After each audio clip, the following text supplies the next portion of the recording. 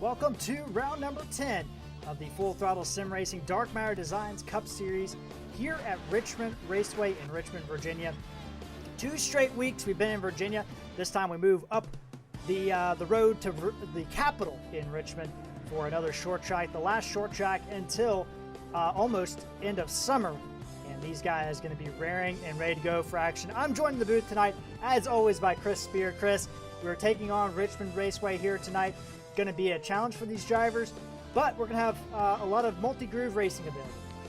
We certainly will. It'll be a little bit different than what we saw last week, as these guys will be able to go at the bottom groove, the middle groove, and even the high groove as the later the race goes on here. And it'll be great to see these guys be able to use those different lanes to figure out how they're going to get around themselves. Sorry, not themselves. You can't do that. To get around other opponents and the lap cars here tonight. It's going to be a tough one, Jared, but someone's going to be able to do it. Yeah, you're exactly right. Richmond Raceway. They moved these events to the daytime, so it's a little bit interesting to look at this track in its daytime form, as it used to be mostly night races. But coming into this event tonight, let's take a look at first at our race information. And got a little bit of a problem there. Give me 1 second here. But Richmond Raceway, we got some. It's a quarter mile of track here, or sorry, 3/4 of a mile track. It has 14-degree banking, and it was built in 1946. And this track was actually started out as a dirt track, and then was configured into a half-mile oval where they used to run down pit road. It was changed in the late 1980s to its current configuration today, and we'll be going it's a 14-degree banking, and we'll be going 200 laps. So let's take a look at our race information here for the Richmond 200. 89-degree temperature air, 104-degree track temperature, so a little bit slick here at Richmond. 33% humidity, cloudy conditions, and winds blustery at 8 miles an hour, Chris. Unlike at Martinsville, where the track seemed to cool down the longer that we ran, here tonight, I don't think that'll be the case. I think the track will actually start to warm up as these guys get actually on the track. It's 104 now, and actually when the session started, it was under 100. So it's already picked up a little bit here as these guys have done practice here so far tonight, Jared, and that's going to make a huge impact on the way these tires fall off. Exactly right. Hotter and slicker means more tire degradation and less grip. So it's going to be interesting to see what these guys can do moving around the track. But last week we got punched another potential ticket to the playoffs. Richie Coy grabbed the victory. And right now you look at our standings. Bobby Terrell comes in with a 14-point edge over Dale Nearad. Terry Cooper Jr., who missed last week's race, is also in that battle as well. Ronnie Royal in 4th. Casey Mullen 5th. Richie Coy, last week's winner at Martinsville, in 6th. Torgeson, McCanny, Person, and Jason Speer, your top 10 in points. And we look further back, Chris, at these guys cusping to get in the top 25. Now, we do have, I believe, we have exactly 40 drivers here tonight. So every driver, I think, will be making it here tonight. But you look at that cutoff zone, Andrew Palicki, Rachel Hunt, Kevin Rupert, Tony Solari, all back there in that around that 25th position. Could have a lot of pressure on them tonight, Chris. Yes, lucky for them, they've already made it through into the race with only 40 drivers here. But that means that every position on the track is going to be that much more critical for these guys, as they know they're going to be racing those that are around that cutoff line with them. The last couple of weeks, Rachel Hunt's just ran into some bad luck, and so she needs to turn things around before she falls out of that 25th spot. Kevin Rupert last week, same deal, got caught up in a lot of different accidents, none that seemed to be of his own doing, but that's an unfortunate side effect to the short track racing, and sometimes there's just nowhere to go. Exactly right. We got qualifying going on right now as these drivers are getting their first laps in. You'll see the qualifying times up there on the top. And right now, Tim Bills on the top. He won the pole for the Truck Series race here on Wednesday night. And Brian Bliss, a little bit surprising, but he is second right now. Randy McCanny goes second. So these guys continue to move up. We got Dale Nearad on the screen and Sherry Williford. These guys going to turn in some good laps here. And Terrell goes 7th quickest. Sherry Williford to 10th. Chris, you look at these lap times. These guys very close, and they're going to be, I think this is going to be a very close race based on the lap times we saw in practice and so far in the race. I'd have to say that you are correct. These guys are running pretty equal times. Just between first and second so far is only 0.04 of a second. And if looking through the field, even the top 20 are all within 0.4. These guys really putting down some laps. Got Ralph Nolan Jr. about to finish his lap. He gets a little loose off turn 4. And Chris, you take a look at this track. It seems like turn 4 and turn 2 are going to be the crucial places on this track, especially turn 2, where we go from banking to flat. How are these drivers going to cope with that? Well, a lot of it's going to have to deal with throttle control, Jared. They're going to be able to roll in the middle of the center, or at least they're going to hope they're going to be able to, and that's what's going to be able to catapult them off of the corner, and that's going to make a huge difference. If they get into it a little bit too early, they're going to end up slipping and sliding, and Richmond's big, but it's not that big as far as room to catch yourself if something happens. Jared Daniels putting a lap down. You'll see lap time is down at the bottom. These guys all putting laps in. So Jared Daniels looks like he's aborting his lap, so I'm not sure what's going on there. Lane Allen gets his first lap done, and he is trying to go for a better second lap. Also, Brody Hannon, who's third right now, trying to go for a second lap, and looks like he's going to be a little bit off on his second lap. It looks like the first lap, Chris, going to be the money lap for these drivers.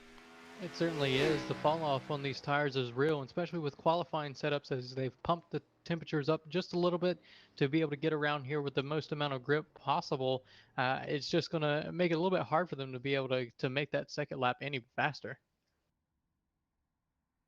Exactly right. We got a few more drivers out here taking qualifying laps, but we are going to go ahead and get our national anthem performed by Alyssa Shipman, and we will be back to set the grid here at Richmond.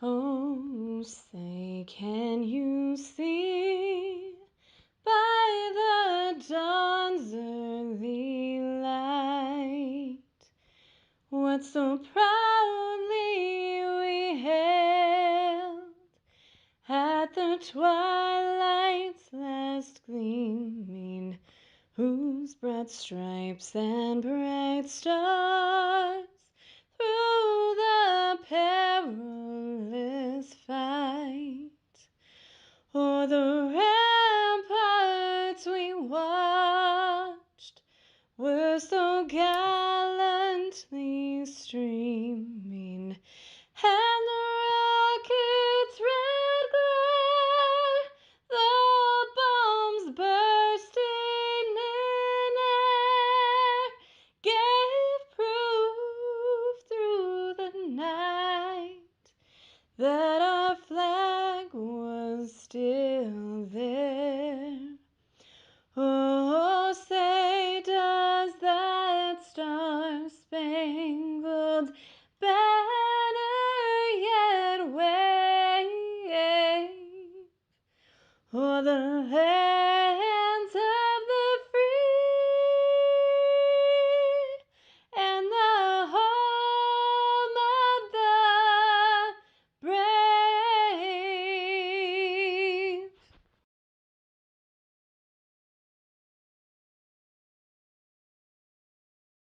All right, back live here at Richmond Raceway. We're about ready to set the grid here tonight for this 200-lap extravaganza here at Richmond. Let's go ahead and take a look at the lineup here and see what we got going on. As we had a pretty close qualifying, if you guys were following along with us here. Let's see here, 10 Bills on the pole. Dean Doucette will be 400ths slower. That's pretty dang quick. Brody Hanna and Bernard Person round out row 2. Row number 3 is going to be Randy McCanny and Brian Bliss. Great qualifying effort for Brian Bliss there in the 18th. Then we look back at row number 4, I should say. Dale Nearad in 7th place with Casey Mullen alongside. Jeff Winter and Lane Allen will round out the top 10, Chris. 11th will be Bobby Terrell alongside Ronnie Royal in the 12th position. And looking back through, you have Richie Coy in 13th. 14th will be Josh Mayhew. 15th will be Sherwood Williford. 16th will be Bill Benedict III. 17th, Brandon Elder. 19th, Kevin Rupert. 20th, John Owen. And going into 21st, you'll have Gary Richard. 22nd, Jeff Pratt. 21st, Nick Schultz. 24th, Rachel Hunt. And running out for 25th positions here and 26th will be Chad Langston.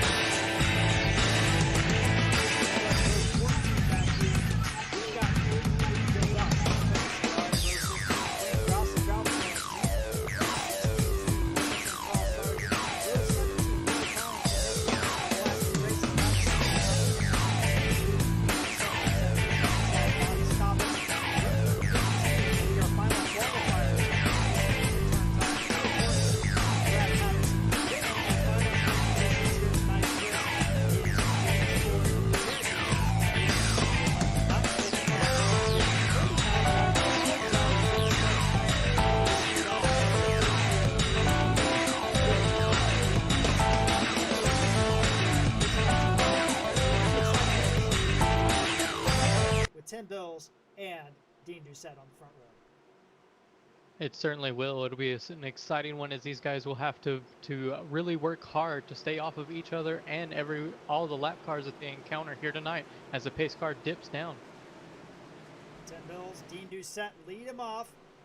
Flag man with the green flag in the hand, and we are racing here at Richmond Raceway, and a great start by Tim Bills on the bottom. Brody Hanna is going to tuck in behind him. Dean Doucette goes to the outside line, heading into turn 1. Dean Doucette's going to hope that he can get the power off the corner to be able to keep side by side with Brody Hanna, and won't be the case as Hanna is able to pull forward going into 3. Brody Hanna up to second place, but Tim Bills, who's had a kind of a rough go of it, he is going to be able to lead the first lap here tonight at Richmond Raceway. We take a look at where our drivers are at. Tim Bills leading Brody Hanna. Looking further back, Jeff Winter has already picked up 3 spots on the first lap, Chris. He has moved from 9th to 6th. He certainly has, Jared, and that is because he knows that the easiest way to not be involved in a wreck here early is to be as far towards the front as possible, and that's what he's shooting for in that number 30 ride. What a job by Jeff Winter. First lap gaining. Bobby Terrell also up 3 positions here. Both those drivers moving forward in a hurry here tonight as the point leader is up to 7th place, Chris. He certainly is, and he knows that to be able to be competitive here early on, he's got to get to the front. Look back, so the recipients, or I guess not the recipients, Chris, but the guys that didn't benefit from these guys moving forward. Bernard Person has dropped 4 spots, Brian Bliss has dropped 3 spots, and Casey McMullen has dropped 2 spots. That's the back half of your top 10 right now. And Chris, are they just kind of feeling out their ride early on, or is it just a situation where it's like, you know, we got 200 laps around this thing? Well, certainly patience can play a part in it here tonight, but also most likely the setup that they just got out of for qualifying was way different than what their race setup is here. So it makes sense for them to try to be a little bit calm here at the early going. I mean, our qualifying laps were within hundreds of each other, but it looks like our lap times here are a couple seconds different. Look at Tim Bills. He stormed off to a big lead on Wednesday night. If you didn't watch that broadcast, I encourage you guys to take a look at that one. But Tim Bills charged out to the lead in that truck race, got caught in an accident late in the race, unfortunately after a long green flag run. But tonight, he is back to the front. I mean, he has started to increase his gap almost to a second here, and we are only 7 laps into this race. We are 7 laps into the race, as you pointed out, Jerry, but one thing that you mentioned right then is that Tim Bills ended up getting involved in a wreck in the truck race by being back in traffic. That can happen to any one of our contenders here tonight. We saw it a lot last week. Hopefully that doesn't happen to our leaders tonight, but if it does, it can put a wrench in the playoff battle. Exactly, and the other thing, too, Chris, tonight is a No Bull 5 race for these drivers, and there's 5 drivers eligible to take home a $20 prize if they can win the race. Leading that group right now is Casey McMullen Sr. in 11th, Lane Allen's just gotten around his teammate. Lane Allen, who finished 2nd at Daytona, he is the leading drivers of those drivers eligible. Then we have Casey McMullen, who is right behind him in 11th. We have Brandon Elder, who is in 16th position. Ronnie Royal, who's just ahead of him in 15th position. And then we also have Jason Speer, who is, did I miss Jason somewhere on here? Jason is in the race, right? Yes, he is. So Jason Speer in 26th position, the last of those drivers. And Chris, you look at Jason, he's back here where the battling's really getting on. This is a group of about 20 drivers, all within a second, back here in the mid-20s. They certainly are in a heat of a battle, and the reason behind it is because the leader is coming, and that is the biggest issue that these guys are going to be facing, is that this is a short track, Jared. The leader is going to be there quick. Tim Bills entering turn number 1 right now. Jason Speer just now getting into turn 3, back in the middle of this pack. So this is where the battle is going on. Bills has increased his gap all the way to a second over Brody Hanna, who has about a second on Dean Doucette, or about a half a second on Dean Doucette. Murad in 4th, McKinney in 5th, and we're pretty strung out. But we do have a little bit of battle with Brian Bliss and Lane Allen. Those guys all teammates battling for 9th place right now.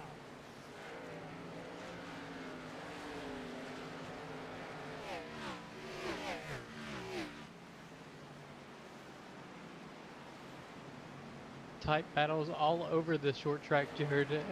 We've got our leader that's actually being closed in on as well. Looks like that gap is starting to stabilize a little bit between him and the 23. And Tim Bill's a great short track driver and has had kind of a rough go of it in the Cup Series, but tonight could be a coming out party for him, get himself locked into the playoffs with a victory, and he is out to a commanding lead right now. Dean Doucette is starting to reel in Brody Hanna just a little bit for second place.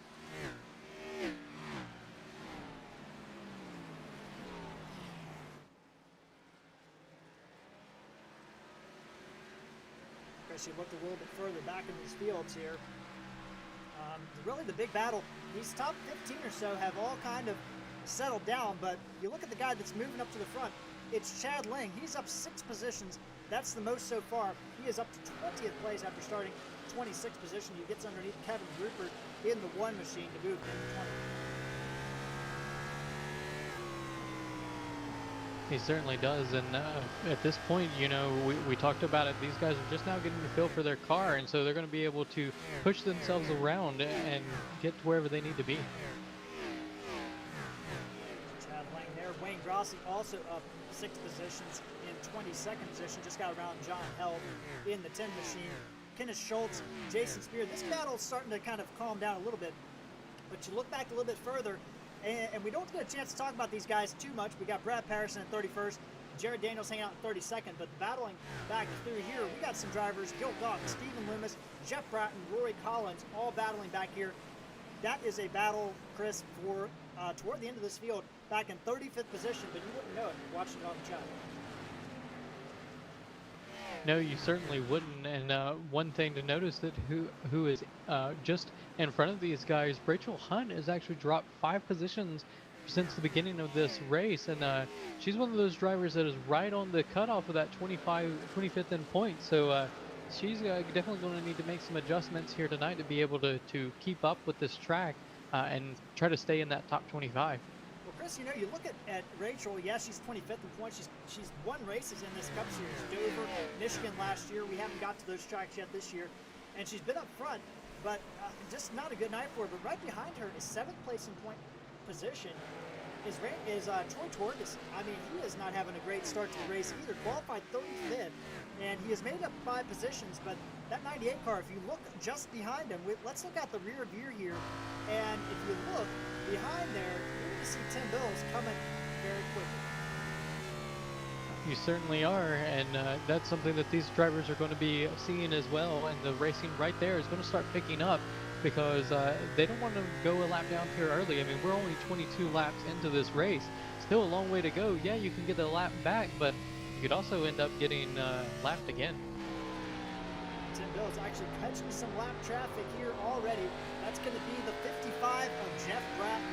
Going to go a lap down, the first driver to go a lap down tonight, and it's only going to be a matter of time. About 0.3 of a second is all David Hensley has on Tim Bills to go on board the 77 machine. And we're going to pick some of these guys off one by one. But what can Tim Bills do? This race has got a very green feel to it so far. What is Tim Bills going to need to do, Chris, to get his way through this traffic cleanly and start increasing that gap to the one? Well, the first thing is going to be patient. Right now, he's got a lead of about almost 2 seconds over Brody Hanna in the 23. So he's got no one there that's bearing down on him. So at this point, play your game. Figure out how to get around the guys that are ahead of you and let them make mistakes. Let them get single file so that you can get around them. If they're too wide, there's no reason for you to make it 3 wide this early in the race, especially with such a lead. It's very astute right there. And you look in front of him, David Hensley in the 43, James Torrey in the 2. That's a battle for 37th position. Just behind them is Tim Bills, and just behind Tim Bills is Brody Hanna. That gap up to 1 3/4 of a second. But Chris, once these leaders start catching traffic, we're going to have a conveyor belt around this track. It's only 3/4 of a mile. You talked about patience going into this race and what you can do, but you know, patience only pays off for so long when you want to get around these guys, especially when you have guys catching up to you. Certainly, that's going to be the biggest issue. If Brody Hanna starts pulling close to Tim Bills, then Tim Bills will have to be more aggressive to get around this lap traffic. But the lap traffic has no reason to cut him any slack at this point. they're not a lap down yet. So they want to be able to continue to be on the lead lap because once you're down a lap, it kind of sets the tone for your race. And then you get in that position, Chris, where you have to rely on cautions, wave rounds, lucky dogs, and a short track. A lot of drivers can go a lap down very quickly if you don't have to rely on that situation. You look out the back of the 43, and Tim Bills is going to look underneath. So Tim Bills is going to put David Hensley a lap down in 38, and Brody Hanna's not too far behind either.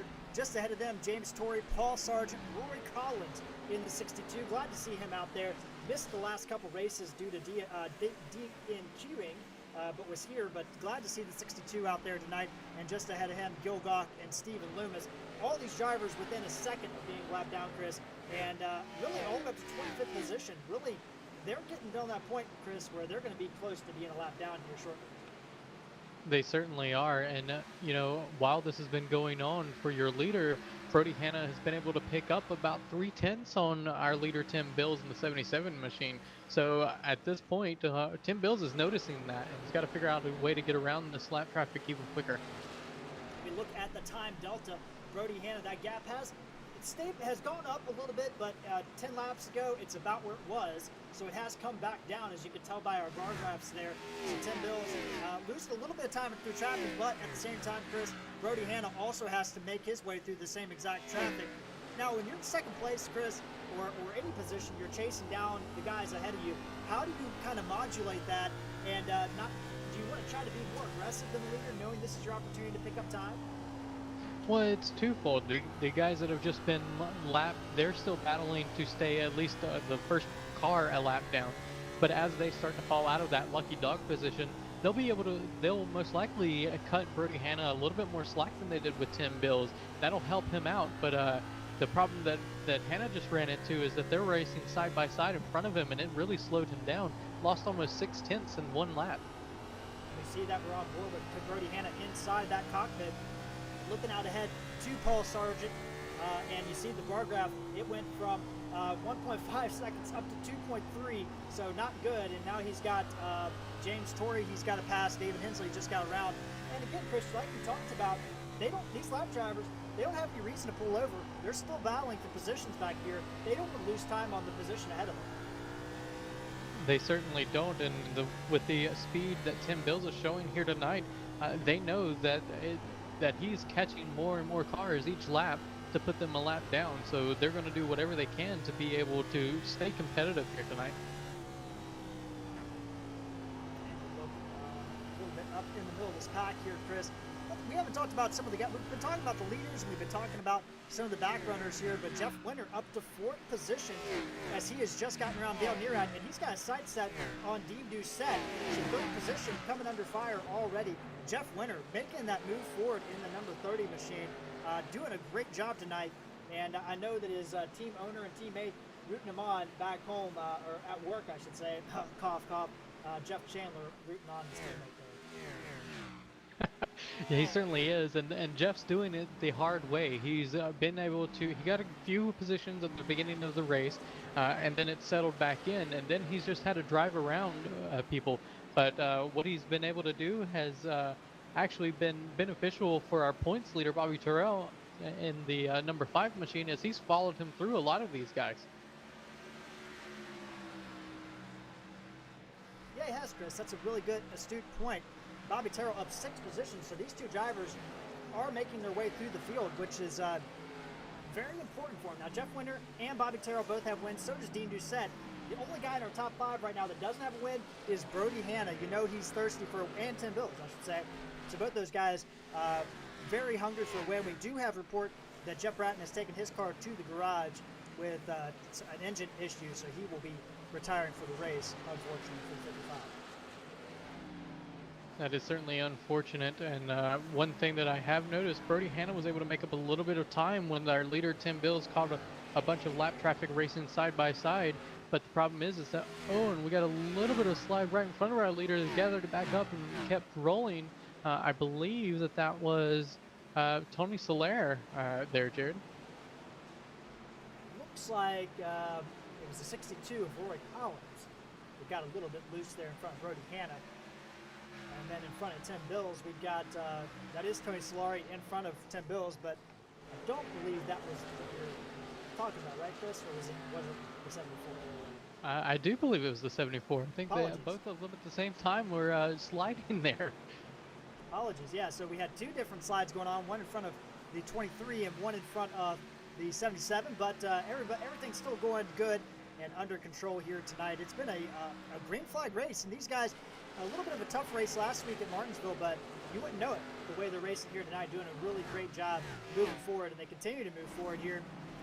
Tim Bills led every lap so far, and you see Tony Solari in the 74 going high, going to let Tim Bills go. Now, Tony Solari, he is teammates with Brody Hanna. That's his team owner. Does that ever come into mind when you're racing the leaders and you're like, hey, I can hold this guy up for a second? Well, if it's your team owner, then absolutely you're going to move out of the way. Now, what we should really watch is if he moves out of the way for Brody Hanna. Well, Brody Hanna is his teammate.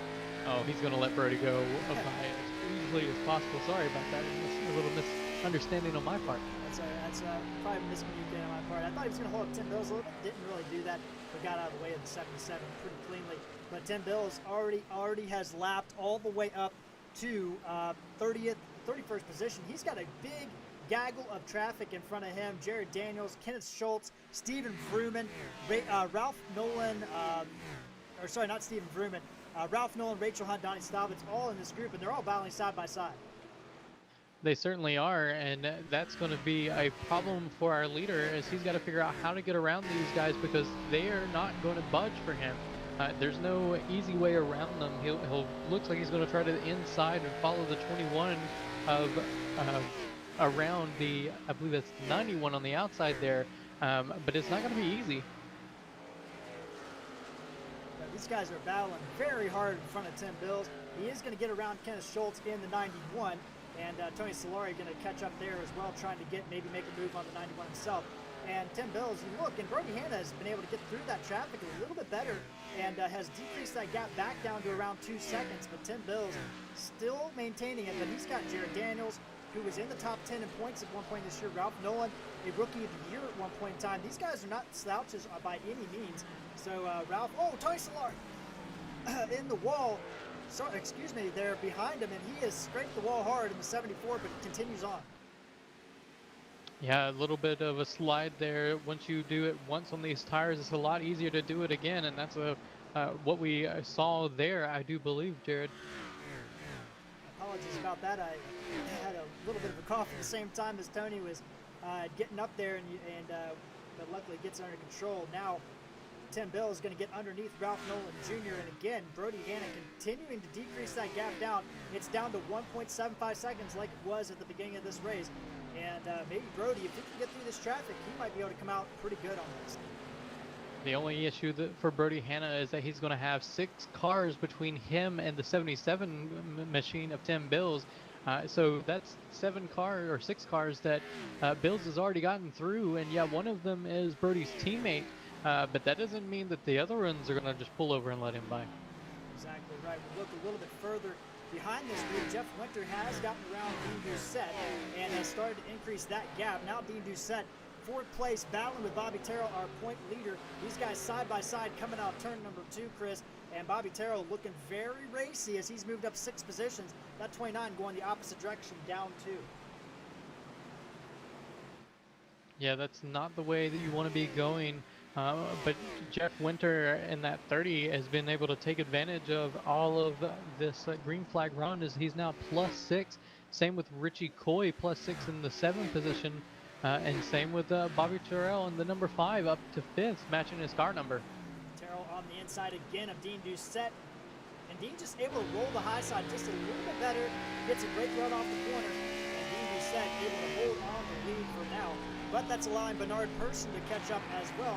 Jump on board the 8 machine as Bernard Person, who won the Truck Series race at Richmond on Wednesday night.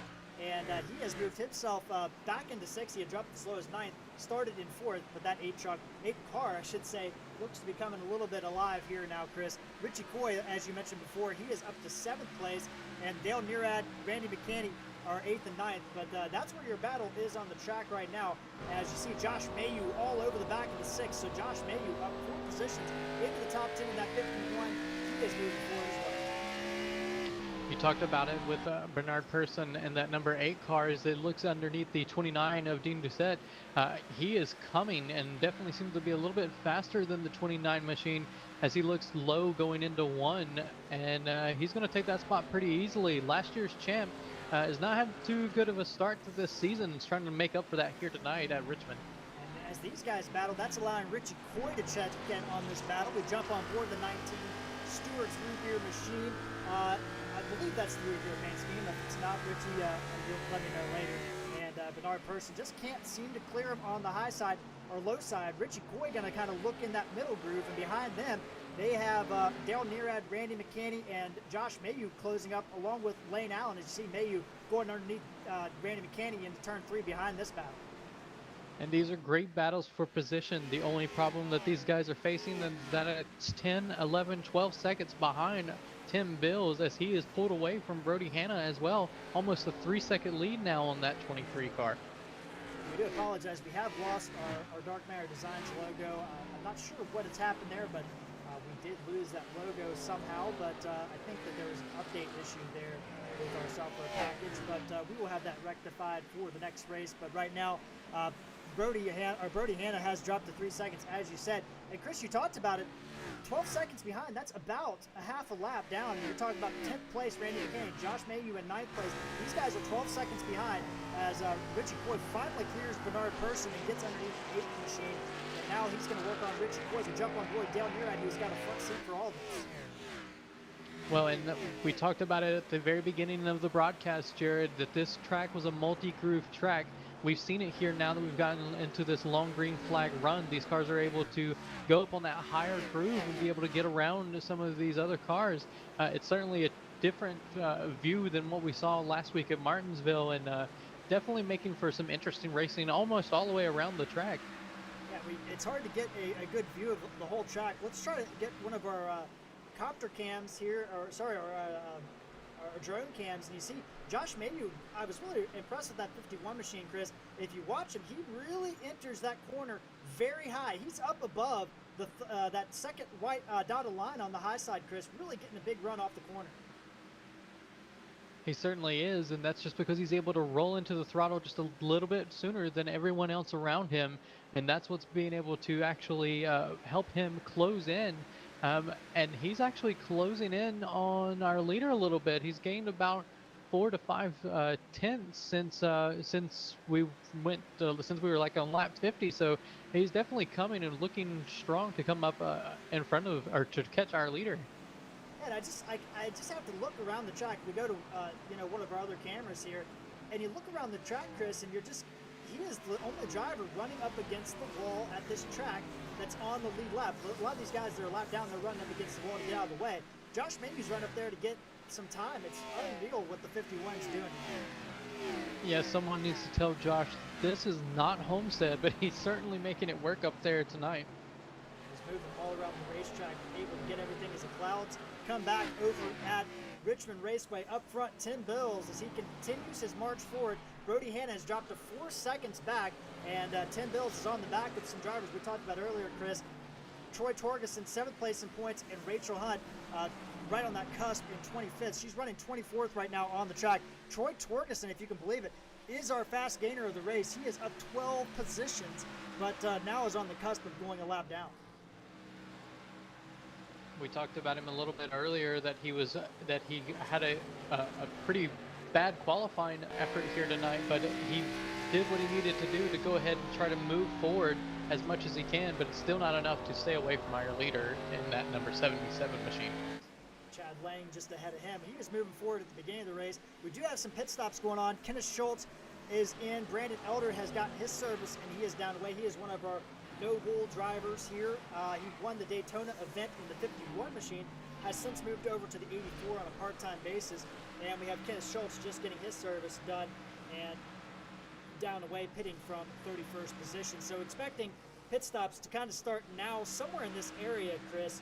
But you look at Tim Bills, the more drivers he can get a lap down is going to be really important for him because that's less positions he's going to lose on the track. Absolutely, he won't have to get around these guys as much. But the problem is those fresh tires are actually going to be a huge advantage as the times here have fallen off quite a bit from the start of the green flag. So at this point, it isn't even going to matter. We have our first caution of the night, Jared. And it's Lane Allen, and he looks like a lone incident as he might have gotten loose off turn number 2. Let's see what happened to the 14 machine, another one of our no bull drivers here tonight. So Lane Allen jumping on board with him. And you see, coming to the turn, he's got Dean Doucette right behind him. Oh, it's some contact between the teammates. It looks like the 14 may have come down and the 29 came up just a little bit. A collision between two teammates, and Lane Allen is going to be the recipient of the wall there. Dean Doucette was moving back, Lane Allen was moving forward, and a tough break for the 14 there. Let's see if we can get a better view of that incident and see if we can kind of dissect what happened here as the pits are open.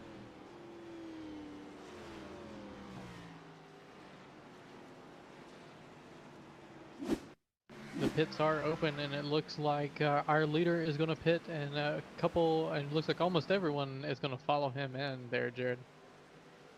One more time, it looks like it is possible that both those drivers just kind of came together off the corner, and unfortunately, Lane Allen going to be involved there, but fortunately, that is our only incident right now. Only one driver involved. Everybody in pit road, Chris, and as you said, Tim Bill's in that service. First box, very crucial to get on and off pit road here at Richmond, especially when you have the very first box. You see some of these lap drivers going around on the track right now, but everybody on pit road.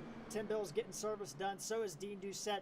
Hannah, Person, McCanny, Nearad are in those boxes. Bills is down the way, and look at this gap, Chris. Nobody's even close.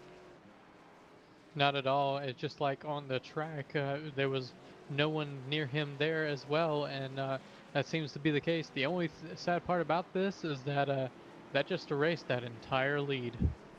Almost 4 seconds coming into the pits.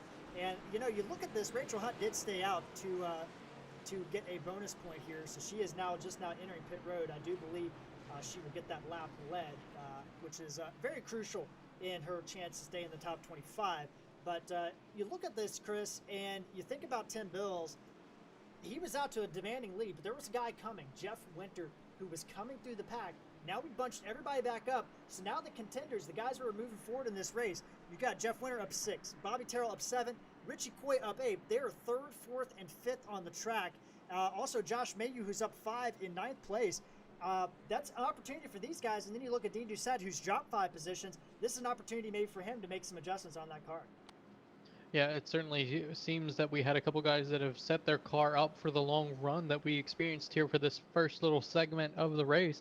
It'll be interesting to see if those guys that started falling back did a little bit of adjustments to their car to see if they can actually make it more of a long run car, or if they're counting on more cautions here, because we know what they say about cautions, Jared.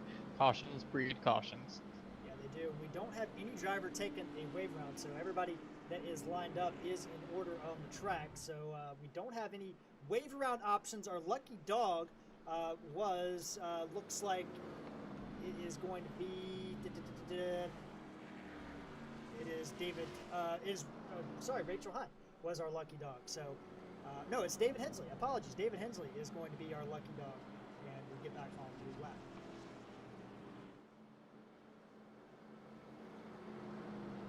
So, Chris, you look at this, 23 drivers on the lead lap here.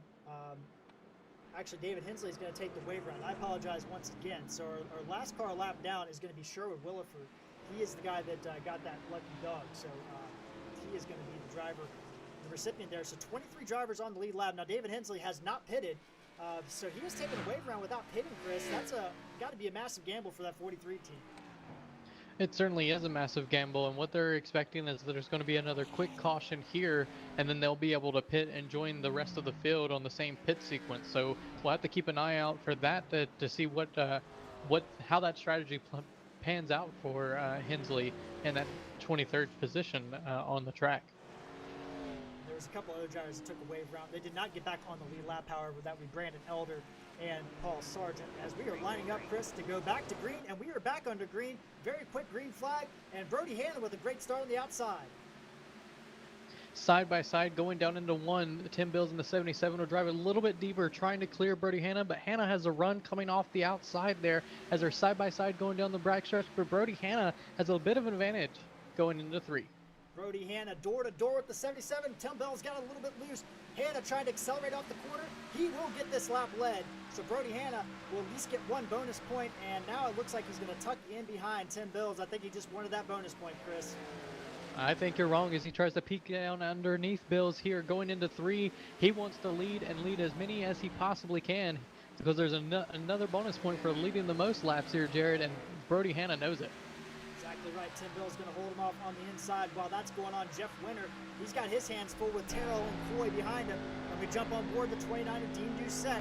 Dean looking right ahead of this battle. And you look at this, Chris, and you look at all the yellow. We got Nearad, McCanny, Doucette, Coy, Terrell, Winter, all winners inside the top 12 in this race right now. The green rising to the top. Well, that's certainly what these guys expect, is that they're going to be a contender every week, but it does not matter. The two leading the field right now are itching for a win so that they can try to do whatever they can to etch their way into the playoffs. As they have settled down a little bit, Tim Bills has been able to get in front of Brody Hanna and pull away for about 3 tenths going into 1.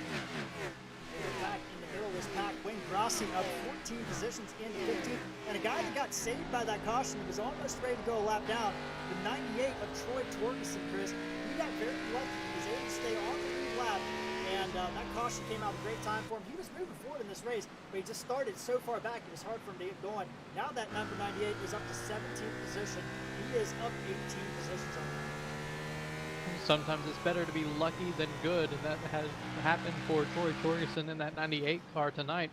And now he'll do whatever he can to capitalize on it and be able to move his way up into the top 15. And then David Hensley, he is the last driver on the lead lap, Chris. And that strategy right now not looking good for Hensley as he is just trying to hold on to that 43 machine, but you can definitely tell those tires are crying to be changed. But I got to applaud the gamble by staying out, taking that lathe around.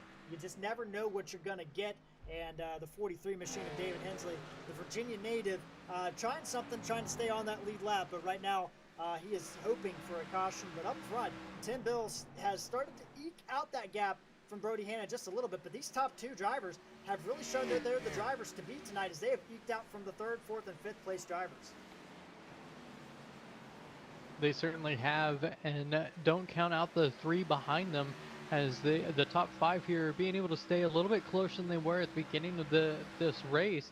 And that is going to make all the difference, especially for Jeff Winter in that 30 truck, car, not truck, as he's making his way up to trying to catch these 2.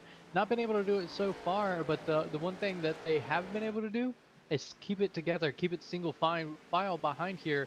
That may come into play once our leaders start to catch lap traffic, Jared.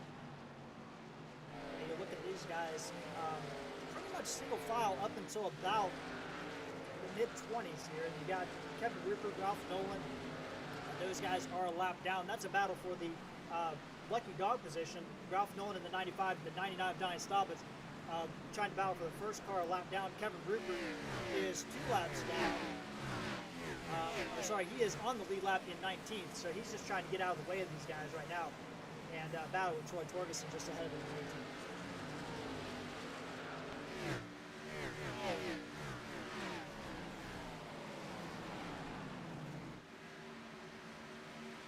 All that for a lucky dog position, Jared, and that's what these guys are hoping for a quick caution. Checking back up with our leader, Tim Bills. He's actually not been able to gain too much on Hanna this run as of right now. It's staying right around the 3 to 4 tenths of a lap behind, and Hanna is doing whatever he can to keep Tim Bills in his sights here, Jared. Tim Bills, you look out the back of it. Brody Hanna, they're running a little bit different line. You see Brody Hanna kind of cut that car in a little bit more, drive off a little bit lower. Tim Bills entering a little bit higher and kind of running a little bit off the bottom. It's making a lot of difference there. 4 tenths of a second, that's all it is between these 2 position is now up to over a second, as Jeff Winter, who is moving through the field, just can't seem to have gotten to a plateau right now. Richie Coy and Bobby Terrell just riding behind him, maybe waiting to pounce. Certainly early on in this race, we've not been able to make it to halfway yet as we complete lap 85. Tim Bills and Hannah are your top two, but Winter, Terrell, and Coy make out your top five, and they're doing all they can to just stay in position here and ride out a couple of laps, which seems to be a pretty safe strategy as our leader is actually catching the 43 of Hensley. That strategy doesn't seem it's going to work out for him. And that's bad news for Ralph Nolan and Donnie Staubitz, because David Hensley now goes a lap down, which means he's the first driver one lap down, not those guys. So that's even more critical. We also have a couple drivers that have pitted. Jared Daniels has gone down pit road, and Gil Gawk has gone down pit road. And both those drivers extensively on pit road. So I didn't see any incidents with those drivers involved, but something has happened to the 21 and the 85. Or it could have been some sort of mechanical issue on those machines. But David Hensley going a lap down, and that is going to change things for the Lucky Dog position. It certainly has, and another thing that has changed up front is Hannah is reeling in Bills a little bit here as they make their way around this track. It went from about 4/10 to 3/10 in that last lap. Jump on board Brody Hannah, and you see him just concentrating in that cockpit, driving. That car looked very stable off the corner, which is something that Brody likes to have, likes that stability. Tim Bills running a little bit wide outside the corner. We jump on board looking out the back from Tim Bills, and you see there, Chris, Tim Bills is able to get a little better run off the corner. Brody Hannah driving in a little bit deeper, and you see Brody's kind of trying to change his line a little bit. Certainly is. If what you're doing isn't working, then you got to try something else, and that's what Hannah is trying right now. It's still early on in this race, so he may be able to find something different. Excuse me there, Jared. Yeah, exactly right, Chris. And I think this has become the battle on the track for these drivers as they continue to work each other over here, battling for first position, and continue to leave third, fourth, and fifth in the dust. And Chris, you know, you look at this, these guys all pitted on lap 67. I think that they are probably going to have to hit one more time, but that has got to be something to really pay attention to with strategy. You're certainly right. They may do whatever they can to make a long run of it here, so that way they can save that. I believe they have one more set of tires in the pits, maybe two. They want to save one of those at least for the very end of the race in case we have a late race caution here. Yeah, they actually have two more sets in the pits. They started out with 3 sets in the pits here tonight, one on the car. So they still have 3 more sets that they can use here tonight at Richmond. When you look back in the middle of this pack, Dean Doucette rolling the high side. Unfortunately, that's where David Hensley is. And the 29 now going to get caught out there, and Ronnie Rill is going to try to take advantage of this, battling for 10th place.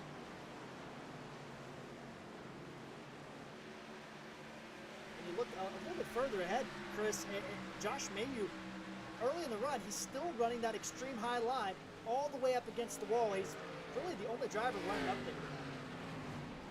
Well, and that actually is good news for him. That means that it won't get as slippery up there for him until later in the race. So he may be able to use that to his advantage as we go for a long run here. Tonight in the Richmond 200, the Full Throttle Sim Racing Darkmatter Designs Cup 10th race of the season, and which means we only have 18 races to go until the playoffs. I know it's only 18 races, so much more racing action to go, but this has been a heck of a season. We could see another different winner here tonight, but right now Tim Bills is leading over Brody Hannah in second place. Jeff Winter is in third, and these 3 drivers, Richie Coy, Bobby Terrell, and Jeff Winter, have not separated since the drop of the restart, Chris. These 3 guys just basically running the same exact lap times as each other, and haven't been able to pull ahead or away from each other. They certainly haven't, and they actually have stabilized a little bit on our leader as Bills and Hannah have not been able to pull away from those 3 drivers in the 30. And we've got a caution here, Jared. She's out on the racetrack, and not seeing any incident. Chris, are you seeing anything? I do not, but I am looking myself. It looks like potentially. Nope, I don't know exactly what happened there. Let's see if we can find it.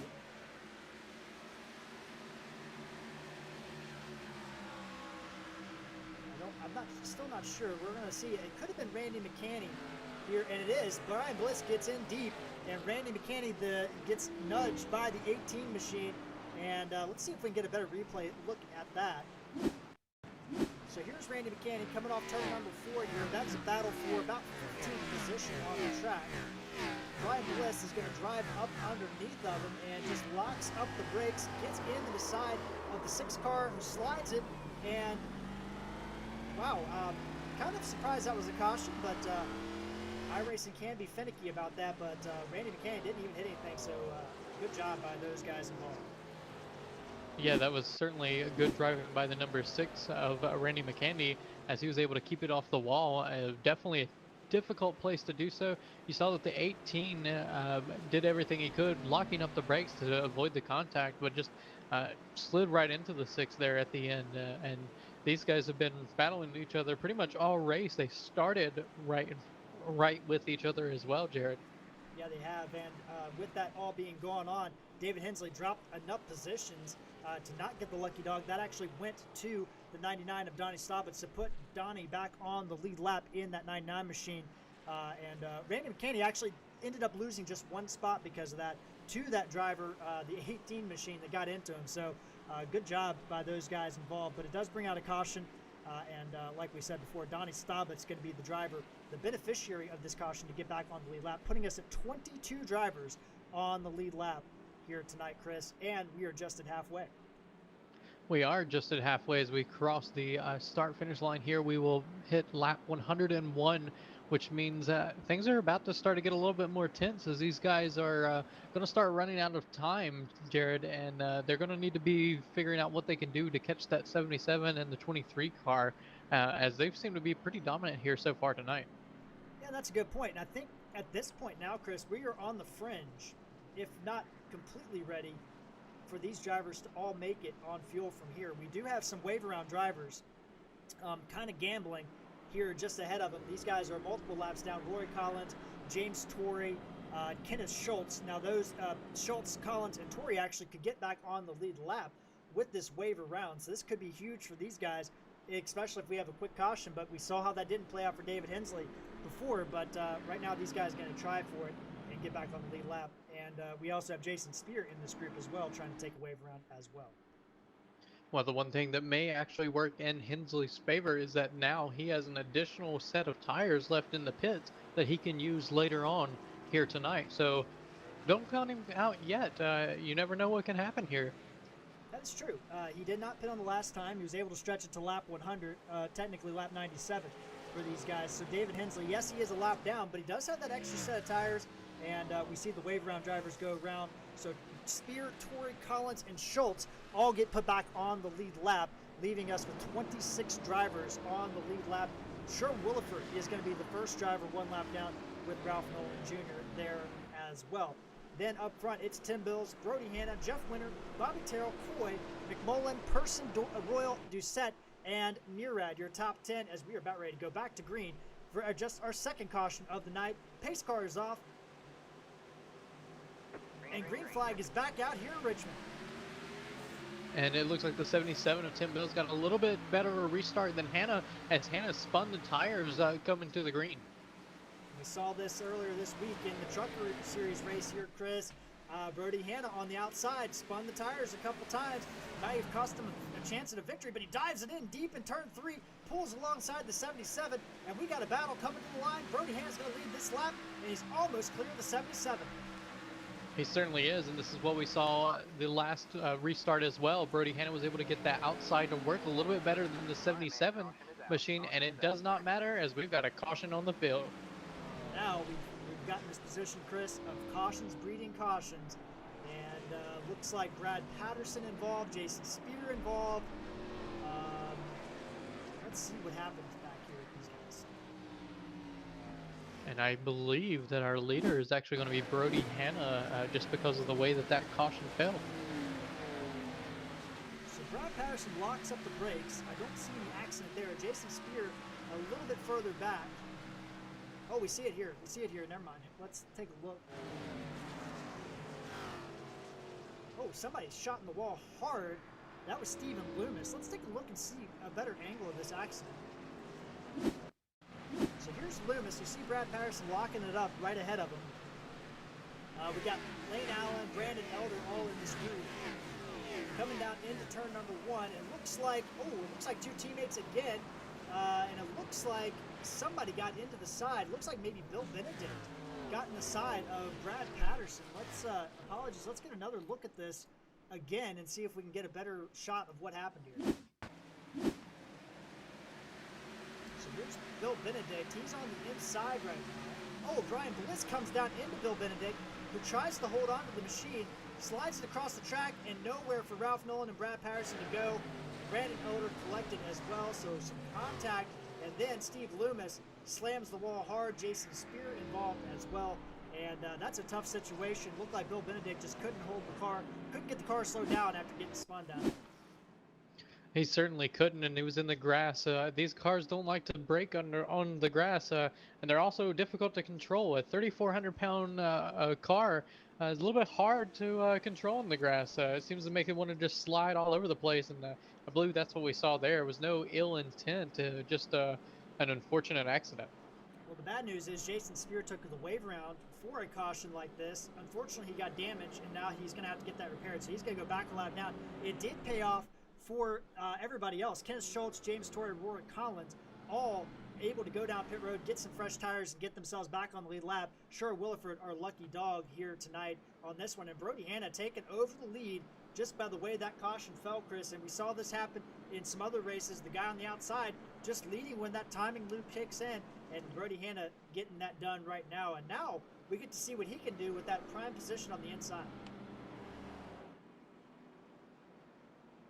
Yeah, that was definitely a ill-timed caution for Bills, as he had just fell a little bit behind Hanna, and that's a interesting wrench in this race, because now it's going to be up to Hanna to get the good start coming out of this caution. And but the thing is that Bills is going to be on that outside lane, which as we've watched, Hanna's been able to use that kind of to an advantage and pull away on the outside these last couple of restarts.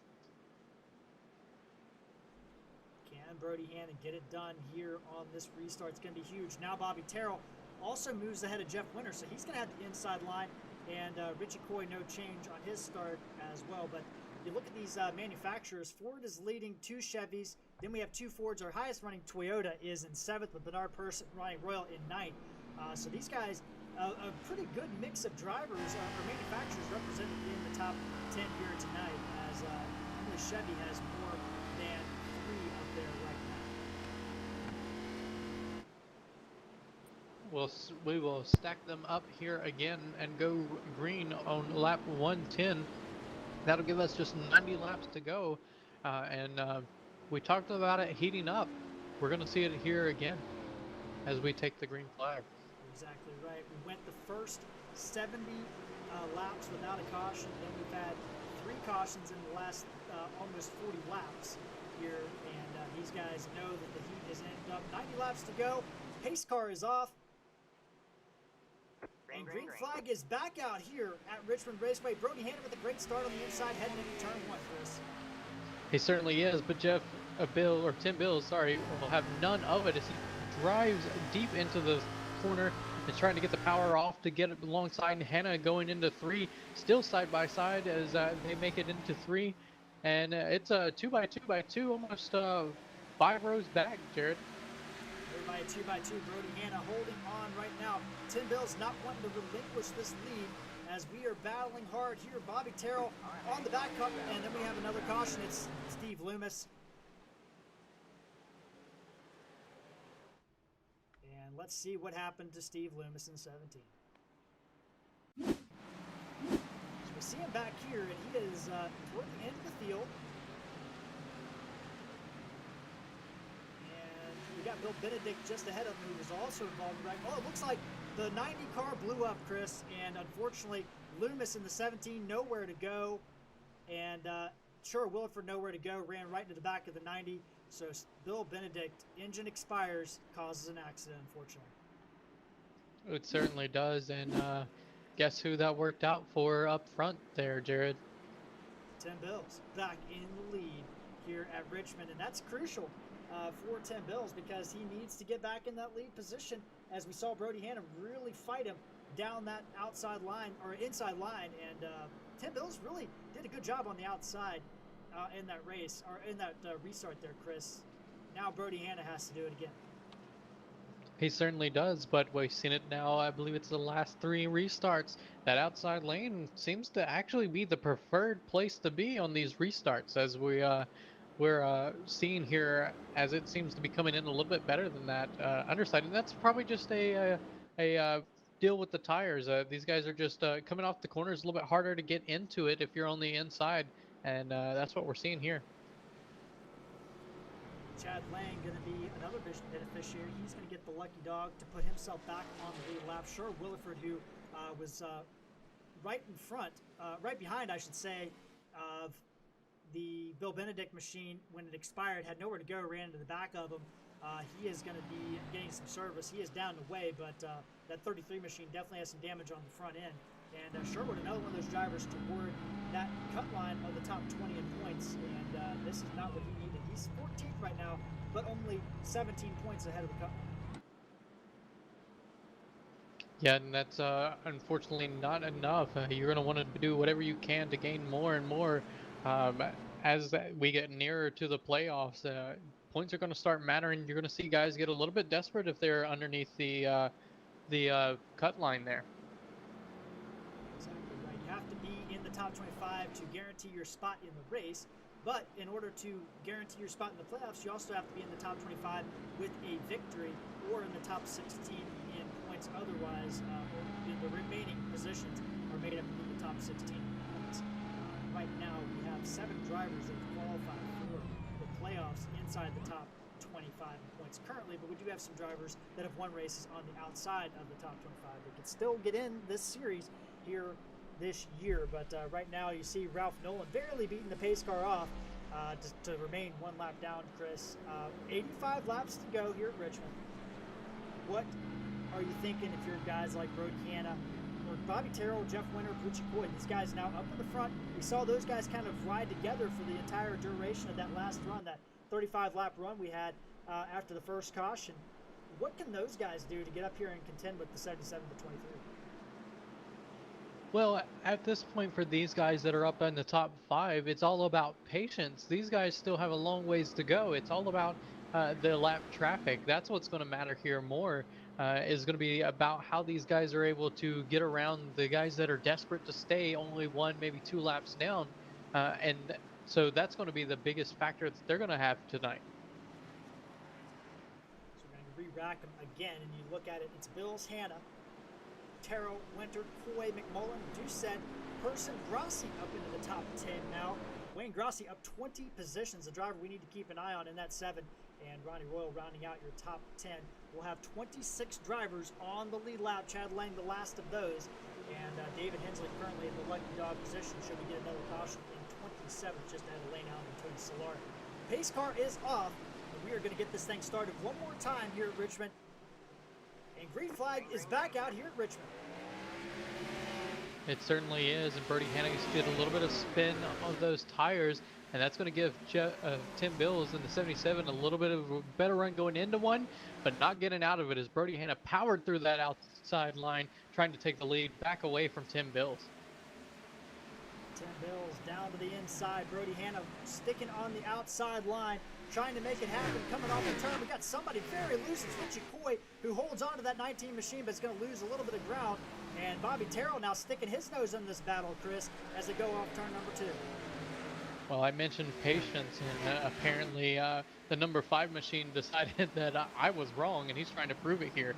Man, they are very tight there. The 77 and the 23 coming out of the corner definitely looked like they were going to touch, and they may have. There wasn't much space there. You couldn't stick a paper through them, and we have another caution. It appears to be the 6 of Randy McCanny caught up in this one.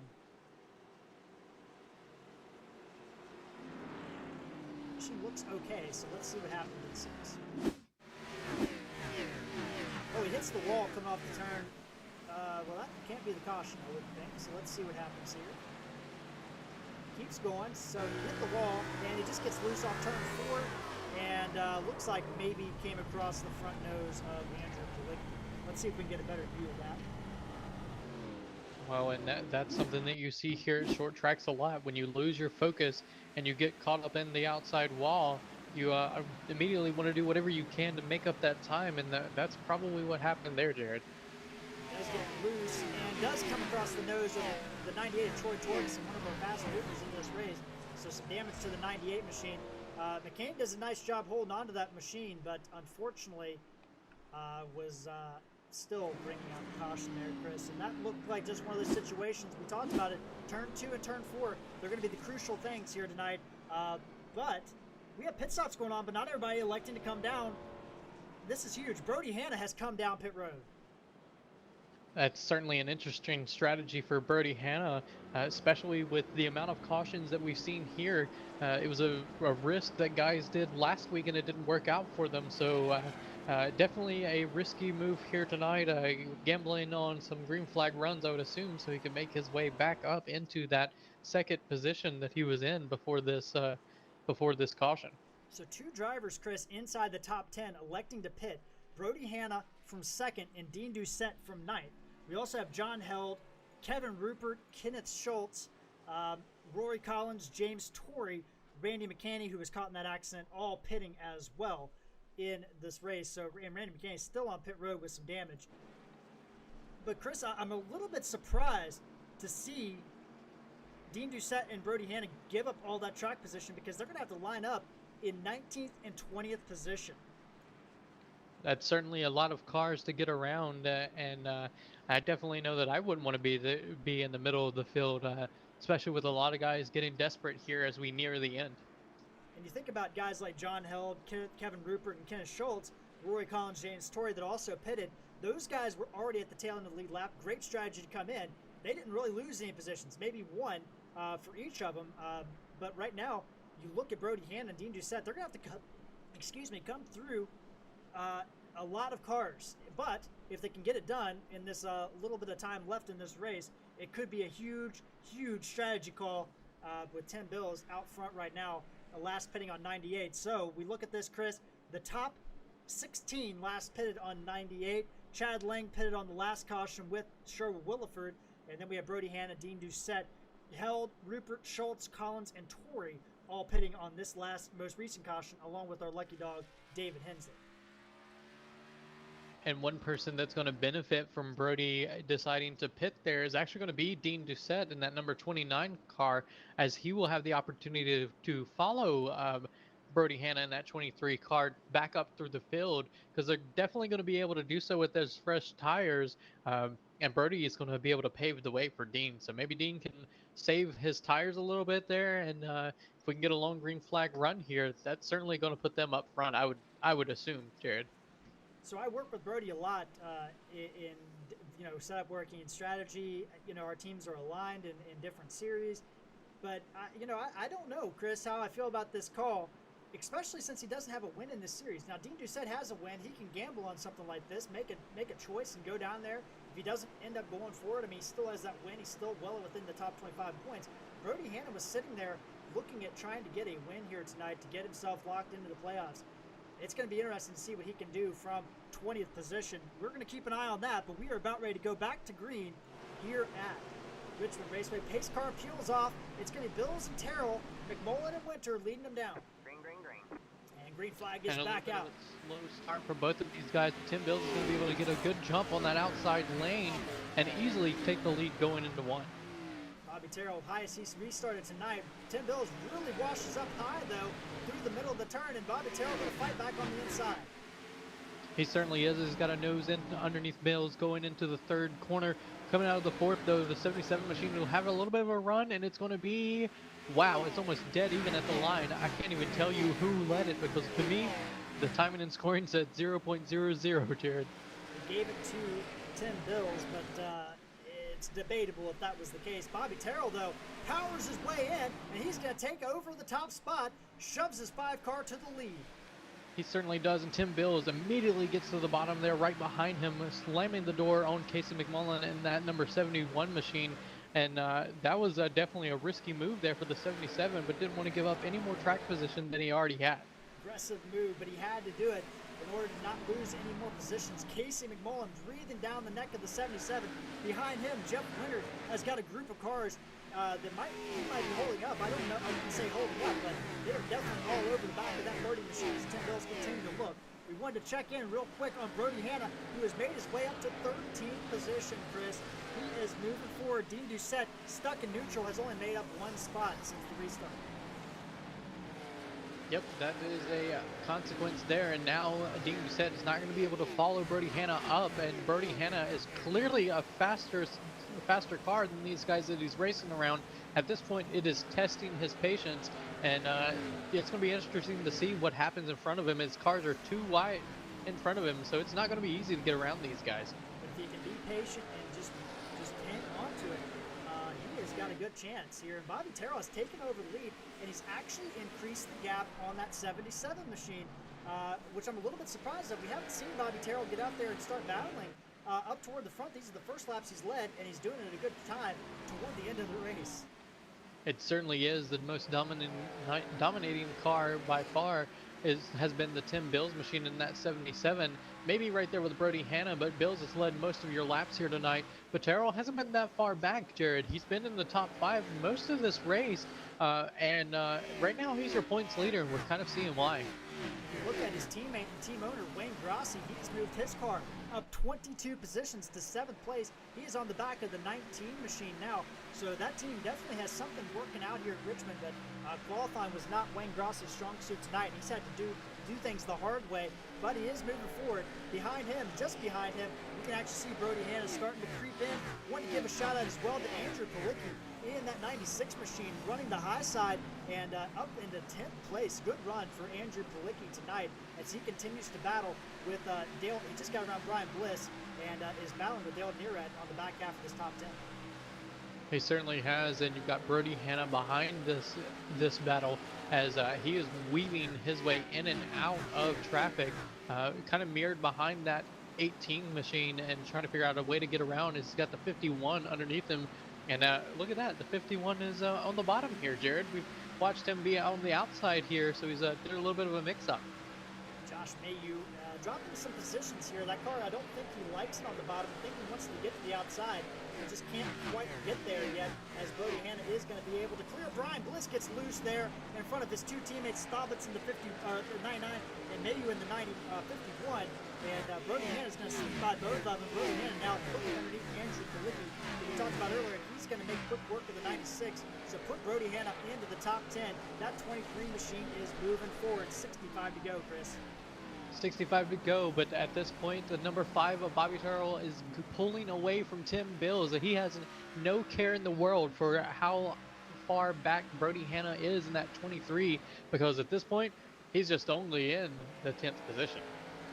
It's a very good point, because Bobby Terrell has actually eked out this lead quite a bit over Tim Bills. I'm a little bit surprised that the 5 car has been able to do it. We saw that last run, Chris. Bobby Terrell, Coy, and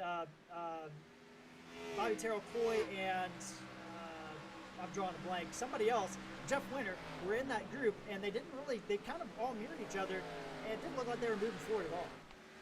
It definitely seemed that way from early on, but it may have been that they were just saving their stuff for the end of this race, and it's working out for the number 5 car as he's able to pull about a 7/10 of a lead over Tim Bills in the 77. 77 getting smaller and smaller on the track. Amazing job by the 5 car Bobby Terrell, as we are now down to 62 to go. There is a car just ahead of him, Jason Speer, who is going to be heading toward being a lap down. Got involved in an earlier accident, and actually that's not Jason Speer. Apologies, that is somebody else. But either way, we're going to have some cars getting up in here that is going to be causing some lap traffic. Certainly so, and checking in on Brody Hanna, he's now made it up to 8th. He's right behind Wayne Grossi in the number 7 machine. He's going to peak down low, and it looks like he's going to easily be able to take that position going into 3. Brody Hanna goes drivers underneath Wayne Grossi. So move Hannah up to 7th place. He is 3.4 seconds behind the 5 car. That was the 95 car of Ralph Nolan Jr. going another lap down, not Jason Speer there. And so he's got Bernard Person in front of him. He's got his teammate Richie Coy. He's got, and that's it. So he might get a little bit of a break from the 19, but he's going to have to race the rest of these guys from here on out. He certainly has, but his last lap time was a 22.47, and looking up at our leader was doing a 22.616. So he's already 0.2 of a second faster than our leader. He just needs time to be able to get up there, Jared. As we pull that time up, all the leaders running 22.6s, Terrell, Bills, McMullen. Then we have Winter just a little bit back, Coy just a little bit back, and Hannah by far the fastest driver on the track, as he is now closing in on his teammate Richie Coy and Jeff Winter in 4th and 5th position here, as we are on the other side of 60 laps to go here at Richmond. The only thing that Brody Hannon, that 23 machine, does not want to see is a caution. That could be dangerous for him the later we go into this run, because these guys up front still have a set of tires in the pits, and they can do the same strategy that he's trying to pull, Jared. Exactly. And we want to check in on the other driver that took the tires. That was Dean Doucette. He has made his way up to 13th position, just a little bit more methodical in that 29 machine, as he is trying to move his way forward in the race. But John Held also up 4 positions. Chad Lang up 9 positions. All these guys pitted on that last pit stops or thereabouts, moving forward right now. But not quite as far forward as they probably wanted to be doing so. Absolutely not. But Jared, start playing the Jaws theme music, as Brody Hanna just cracked the top 5 and is looking to get around Jeff Winter in that 30 machine for the 4th position. Coming out of 3, he's going to take it by the line. So Richie Coy was an easy one. He made Jeff Winter look very easy, as the 23 machine will take over 4th position. He's got Casey McMullen, Tim Bills, and Bobby Terrell all right there under a blanket. So Chris, this is looking like it could pay off for Brody Hanna, even if a caution comes out at this point. That's certainly true. At this point, he is definitely the fastest car on the track. He has made up almost 3 seconds from the start of this green flag till now on our leader, Bobby Terrell, in that number 5. And he hasn't really been able to pull away from Tim Bills. The gap has stayed roughly around 6/10 for the last about 5-10 laps. The gap up to about 7/10, almost 8/10 now. So Bobby Terrell very good in that second sector, the turns 3 and 4, where Tim Bills gets back in 1 and 2. Brody Hanna has caught the 71. At the same time, Richie Coy in the background there has gotten around Jeff Winter, and Wayne Grossi has gotten around Bernard Person. So some battling going on back there, as Brody Hanna trying to crack the podium right now, as he's working on the 71 coming off turn 4. He certainly is. He's going to peek inside going into the corner of the 71 machine, and the 71 just is going to have nothing on the 23 going out of the corner. Those fresh tires are really making a huge difference for Brody Hanna in that 23 car. He's now 2 seconds behind our leader, but he's going to be coming. Brody Hanna up back into the top 3, where he's been most of the night, and just ahead of him, Tim Bills and Bobby Terrell, who are going to have a nearful of that number 23 machine very, very soon, Chris. We look back at some of these other battles. Wayne Grossi, 22 positions, moved forward. He is starting to gain on Jeff Winter. Bernard Person, our last year's champion, starting to drift back. He has now got pressure. His one teammate, Ronnie Rill, just got around him. His other teammate, Dale Murad, now knocking on the door for 10th place. Last year's champion, Bernard Person, is struggling a little bit here tonight. And it's something, unfortunately, we've seen out of that number 8 machine as we've watched the first races of this season. But still time early on in the season to be able to get up into contention for the playoffs. He's well inside the top 10 points, but hasn't really contended yet for wins on a consistent basis like we saw last year. We bring up back up to the front. Bobby Terrell continuing to lead, but Brody Hanna is by far the fastest driver on the track. He has cut that lead down to a second and a half between 1st and 3rd, but he's still got to get around the 77 of Tim Bills. And Chris, at the rate this is going, we're going to have to talk about lap traffic playing an influence in this race as well. We certainly are. It's coming soon, as we have about, I think it's about 3-4 seconds before the number 5 catches the back end of the field. And that's certainly going to slow those top 2 up. And Tim Bills has got company. Bills. And you see the track map up there where everybody's out on the track. Really, the 31st and 30th place drivers, Brad Patterson, Tony Solari, they have damage. But ahead of that, the rest of the pack is going across the start-finish line now. So they're about 5 to 6 seconds from being locked down, as Chris mentioned before. But right now, Brody Hanna has started to close down on Tim Bills. And as you get further and further ahead and deeper into this run, you can see that Brody Hanna just not quite making it forward. And now, actually, Tim Bills is starting to catch back up to the 5 car.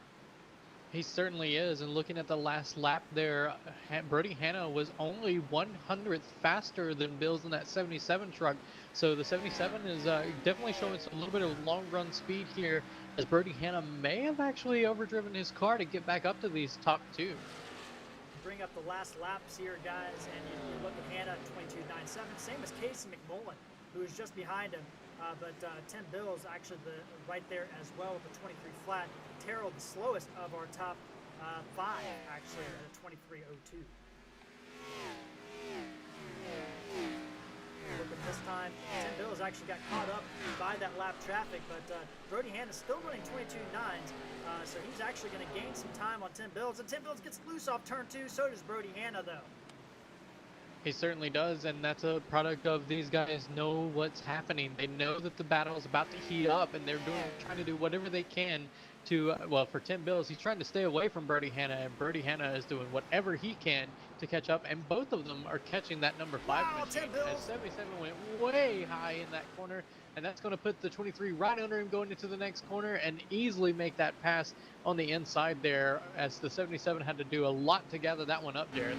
Yeah, it looked like we were back in Mr. Dirt. He was so sideways through that corner, and that could have been just overdriving it, knowing that 23 car was coming forward, and Brody Hanna is going to get by the 77 a little bit easier than maybe he anticipated, and can set his sights on that 5 machine. He certainly can, and he actually lost a little bit of time to our leader there just because of that incident, because he, even though he was able to get around Tim Bills in that 77 machine, he had to do a little bit of checking up to make sure that he didn't overdrive the corner as well. They didn't want to get into Tim Bills, who dirt tracked turn 1 and 2. Tony Solari going to go another lap down in the 74. Bobby Terrell looking underneath there, but that is the teammate to Brody Hanna, so Brody Hanna will get a break there. And that actually, even though it wasn't Tony Solari didn't hold up the 90 or the 5 car, Chris, Bobby Terrell did lose time trying to pass him. He certainly did, as Hanna was almost 2.5 tenths faster than our leader that lap, and you can see on your timing and scoring, he's inching his way closer and closer, but Tim Bills hasn't let Hanna get too far away from him as well. These guys battling hard. We jump on board the 71 of Casey McMullen. You see up there, he's also still well a part of this battle, as you see Terrell, Hanna, and Bills all under a blanket.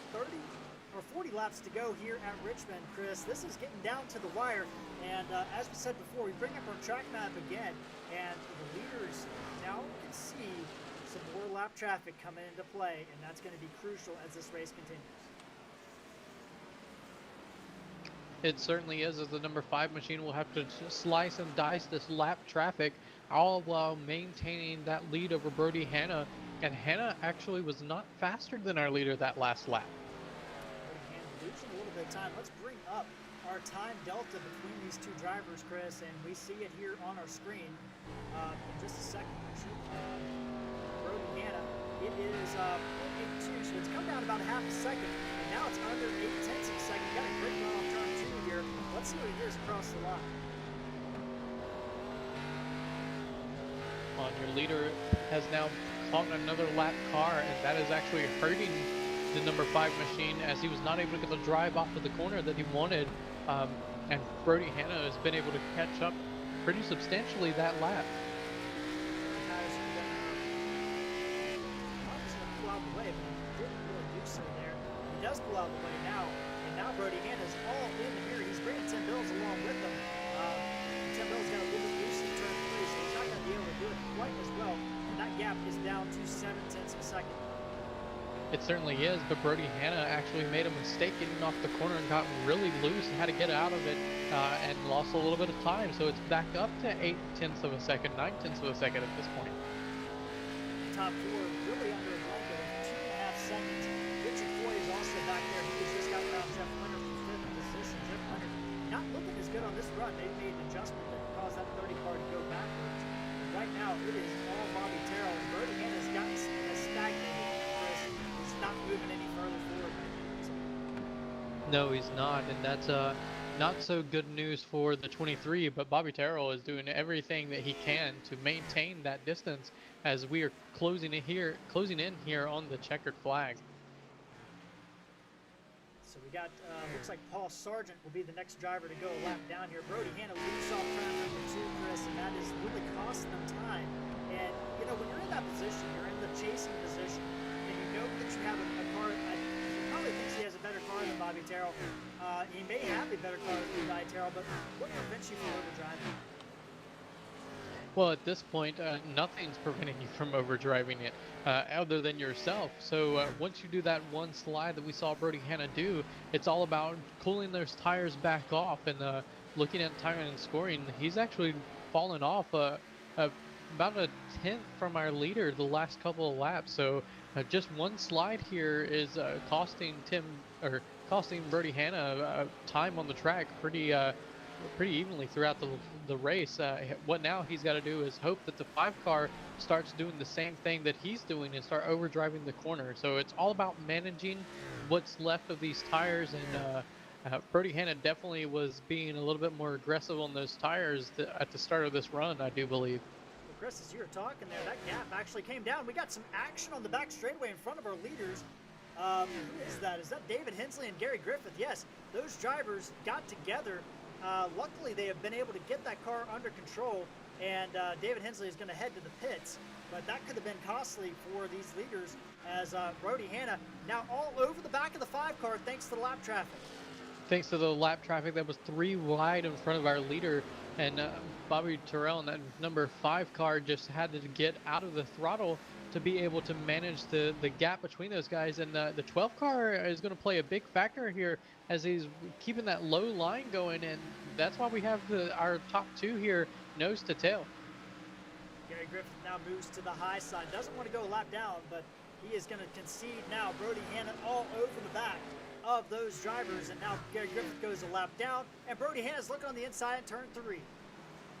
He's looking on the inside, but Terrell in that 5 car is going to try to get the power off the corner, and he was able to do so. Brody Hanna just can't get in it as quickly as Terrell in that number 5 on the outside. Now you'll see Brody Hanna goes to the outside, try to make it a little bit of a longer sweeping corner to get the run off, and he's there. He's under him.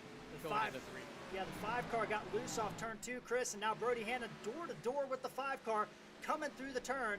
And they're side by side, door to door, and I think Brody Hanna will get credit for that lap, and he is going to take off into turn 1. The 5 car battles back on the outside. The 5 car is hoping that the power off of the corner on the high line will be enough, but it is not, as Brody Hanna clears him going down the backstretch, headed into 3. Bobby Terrell put in an effort, but 27 laps to go. Make that 26 laps to go. Brody Hanna retakes the lead, and don't look now, Chris, what that battle is going on. Tim Bills has moved his 77 car back on the back bumper of the 5 car as well, as this podium shuffle could continue with Case McMullen and Jeff Winter closing in as well. These guys are doing everything they can to leave it all out on the track here tonight, and that's what Tim Bills is doing, as he is closing ever so slightly on the number 5 machine.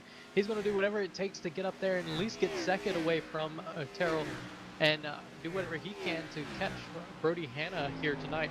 Maybe a little help from lap traffic will help it. You see all those lap cars in front of him going into turn number 3 and 4 right now. Tim Bills drove it in deep into turn 1, Chris, lost some time, and Case McMullen trying to hold off Jeff Winter for 4th place. The other thing we got to talk about, there's points at play here with Case McMullen second in points right now. He is trying to hold on and not lose too much ground to Bobby Terrell as well. He doesn't. He's been able to maintain that second position by being consistent throughout the series, and that's what he's looking to do here tonight, and does not want to give up that 4th place to Jeff Winter in that 30 car. Oh, contact! Contact! Jared, this changes everything for this race. With 23 laps to go, that was huge.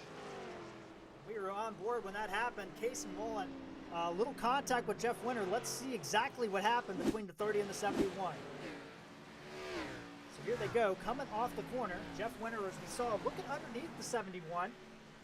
Casey Mullen, and looks like Casey Mullen might have gotten a little bit loose, and unfortunately this 30 car of Jeff Winter was the guy that was there, and I don't think he hit the wall, Chris, so I think Jeff Winter is going to be okay, but that is a tough break for those drivers. It is a tough break, but they didn't lose too much position on the track, and Winter in that 30 car actually didn't lose a position at all. So it will work out in his favor, and every single body will be coming down to pit road to get fresh tires here. So no harm, no foul there for the 30 cars. He'll be able to continue and still be competitive. I mean, at the end of the day, Jared, this is a short track. We don't need all that aero nonsense on that right front there, so he may be all right. Now, Chris, I'm looking. I don't see any leaders staying out right now. I see some lap cars, but if you were somebody deep in the field, would you gamble on it maybe? But I don't think that anybody is. Have you watched the same race I have? Tires matter here, Jared. The 23 was able to go around 20 different cars on his way to the lead. I'm taking tires. That was a close battle off pit road. Bobby Terrell will nip Tim Bills off the line. Brody Hanna well out in front. And then we'll have, James Torrey just took the weight, is our lucky dog, so he'll have to drop to the back here. So ignore the 2 car there, but Richie Coy will come out 5th behind Jeff Winter. Then we'll have Ronnie Royal, Wayne Grossi, McMullen, and Mayu, your top 10. One thing that'll be interesting to watch here is Hanna had an incredible run going from that last start when he had tires. Is he going to be just as aggressive here with 20 to go, Jared, do you think? Well, I think if I know Brody Hanna, he is going to let it all hang out here with 20 laps to go. But Bobby Terrell and Tim Bills are wily veterans, and you got to think, another win from Bobby Terrell. Yeah, he's already got 1 win.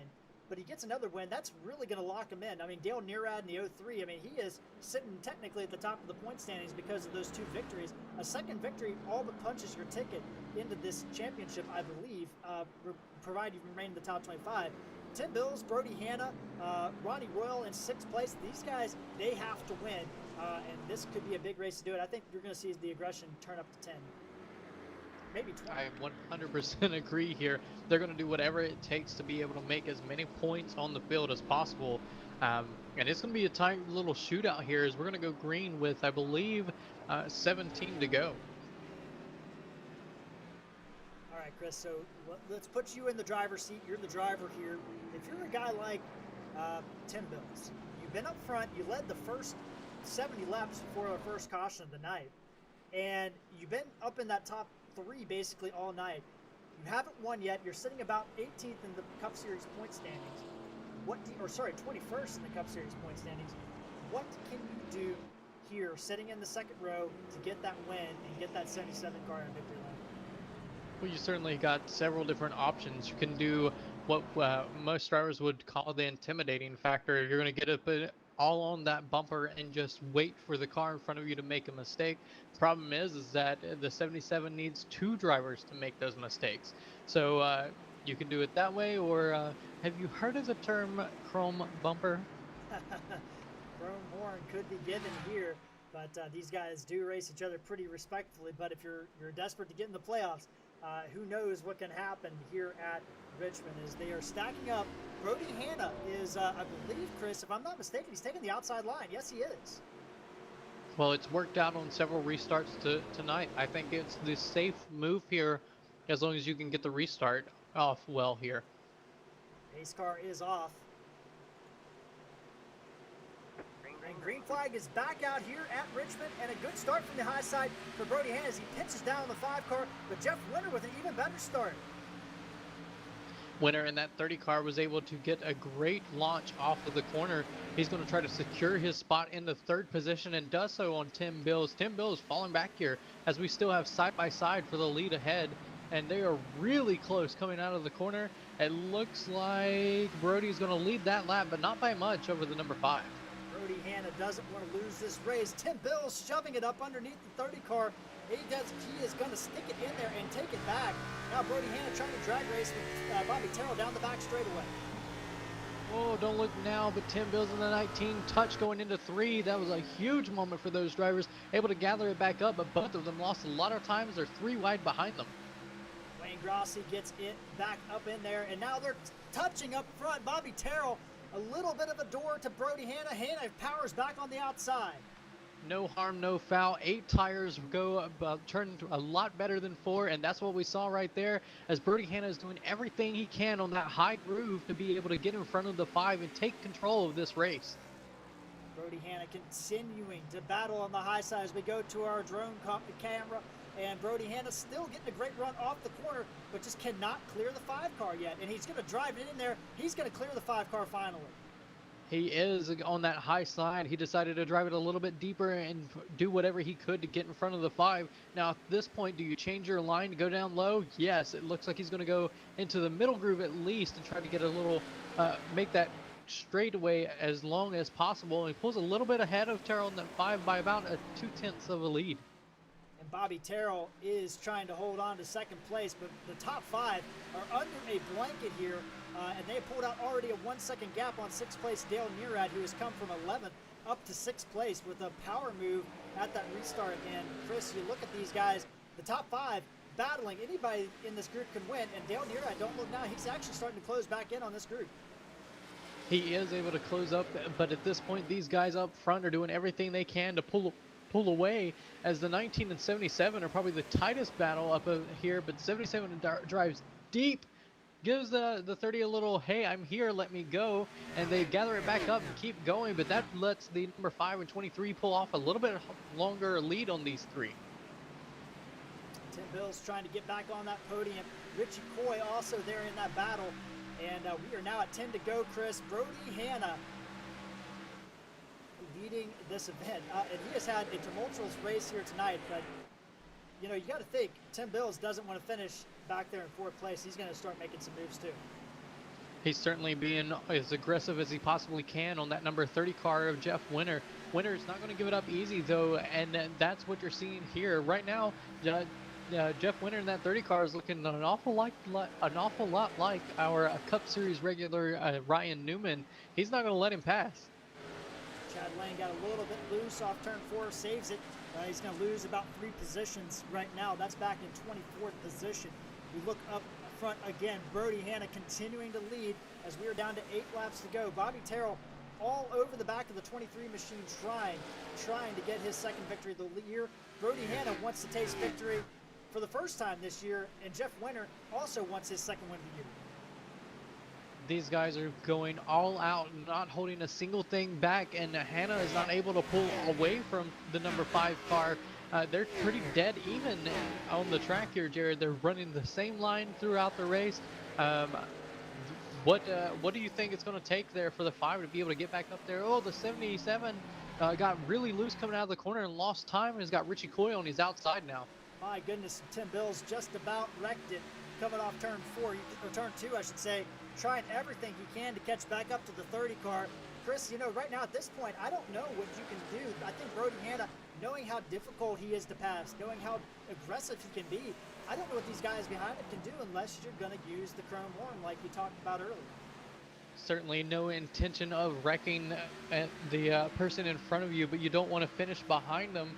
So maybe you give them a little help getting into the corner there, making sure they can't roll the middle. Oh, Bobby Terrell's blown up. Blown up. The 5 car has blown up. Unbelievable, Chris. Wow, that was, I mean, we knew it was a short run, then it was going to be so. I believe the 5 just thought that they would be able to have quick cautions here, and that would save this 5, and not the case here. I'm sure they put a little bit of tape on the machine. It sat in for our points leader, but that gave Brody Hanna a huge gap to Jeff Winter in that number 30 car, almost a second back now to the 30. So Brody Hanna, a little bit of clear sailing. Jeff Winter will inherit 2nd place. I don't think that's the highest he's ran all night. Tim Bills in 3rd, and now Richie Coy trying to take over 3rd position. That's where our battle on the track is right now. The 19 looking, and he is going to make a move, I think, Chris. He's certainly going to do whatever it takes to get him a podium. Jeff Winter is pulling away from those two, so it's now Tim Bills, Richie Coy in third and fourth doing whatever they can, and Richie Coy is going to go a little bit high, go try to get a little bit lower than the 77 getting off the corner, but the 77 is able to pull away a little bit coming off of the corner. Brody Hanna will see the white flag in the flagman's hand. One more lap to go at Richmond Raceway for the 23 machine. And he is just a smooth sailing. Hit your marks. Don't do anything wrong. And if you're that 30 car behind him, you're hoping he overdrives it. As Jeff Winter in the 30 made up about 0.3 of a second on our leader. But at this point, I don't think it's going to matter. Coming around the corner, Brody Hanna is going to have clear sailing to take the checkered flag. Brody Hanna will grab his first victory of the season and able to potentially punch his ticket into the playoffs. Jeff Winter will grab second. Tim Bills holds off Richie Coy for third, and Dale Nearad will grab another top 5 and likely jump to the top of the points because of that, and the failure of Bobby Terrell's engine there at the end. Bobby Terrell, Chris, is going to finish all the way back in 30th position. Wow, what an incredible finish. Never would I have expected that was going to happen. The number 5 machine just took a little bit of a gamble and didn't pay off for him tonight. Unbelievable race, Chris. I don't know. I think this race had everything. Very long green flag runs, a couple short runs, and some battling. We watched some guys had to work their way through the pack. Unbelievable. Another driver we talked about earlier, Chris, I wanted to follow back up on, Dean Doucette, who pitted with Brody Hanna, ended up finishing back in 14th position. Let's take a look at our results here at Richmond Raceway, the 10th race of the season. Brody Hanna is your winner. We already talked about the top 5. Ronnie Royal grabbing a solid 6th place finish just ahead of Josh Mayhew, who had a great run here tonight. Wayne Grossi will grab 8th. Torgeson, our second biggest gainer of the night, will grab 9th place, and Andrew Palicki with his first top 10 since Daytona in 10th position, Chris. What an incredible night for those guys. Bringing it home, 11th, Casey McMullen. Last season's champion Bernard Pearson in the 8 will be 12th. 13th will be Donnie Staubitz. Dean Doucette 14th. 15th Brian Bliss. 16th Kevin Rupert. 17th Kenneth Schultz. 18th Rachel Hunt, who was able to make her way back up through the field after issues early. 19th Sherwood Williford, and 20th it was James Torrey. And then we look back a little bit further, Chris, at some of these other drivers here tonight. That had kind of some mixed results here. You see Randy McCanny, who was running the top 15 all night. He's going to finish 24th first lap down. Rory Collins, great run for him in 21st. Blaine Allen also was in the top 10. He's going to finish 25th tonight. Bobby Terrell will be relegated to 30th place finish here this evening at Richmond. We look even further back. John Held got caught up. He is 32nd tonight. David Hensley, we talked about him a couple times tonight. The engine blew up on the 43 machine. He'll finish 33rd. Bratton, Daniels, and Gawk were out early. And really the big thing, too, is none of the No Bull winners will win tonight's race. Brody Hanna really burned it down out there. But, Chris, we're going to take a quick commercial break, catch our breath, and hear from our finishers here tonight.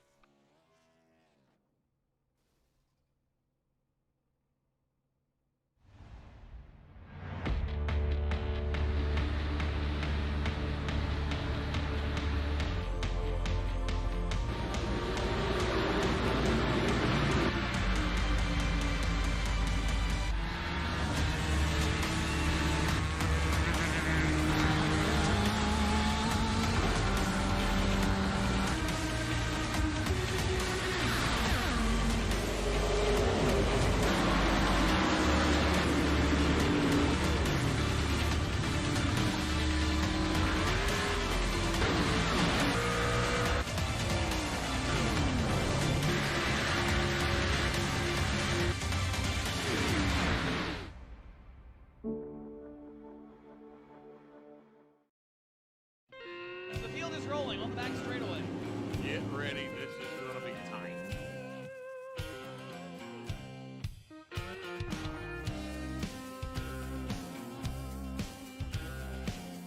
Out of turn 4, ladies and gentlemen. The All-American 400 is underway. Got to be careful. The bumps here can get you every time. Entering the corner, exiting the corner.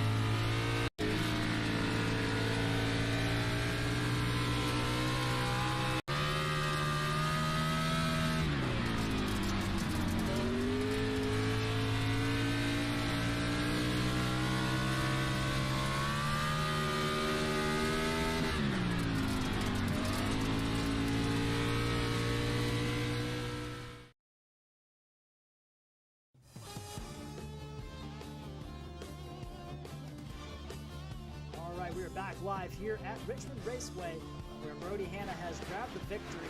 And Chris, we take a look at the point standings. Bobby Terrell dropping back to a negative position. He's going to drop to second in points. Dale Murad going to take over the point.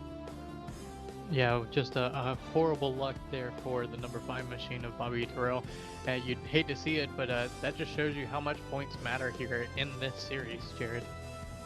Exactly right, and I believe you are sitting down on pit lane with our third place finisher and a driver that dominated the first part of this race, Tim Miller. Tim, you hear it there. Jared, you said it. You pretty much were the dominant factor at the beginning of this race, leading 113 laps, but unfortunately it seemed like you fell off a little bit at the end. What happened to the 77 machine?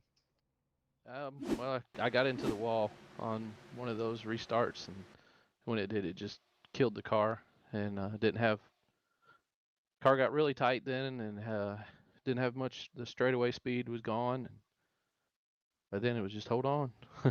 Just it was all driver error, but had a good car all night long, and wish I could have kept it out of the fence. A bunch of guys would have loved to have had your even beat up machine as you were able to bring it home third, and still battling really hard there with Jeff Winter at the end. Were you a little surprised when the 5 had to peel off there?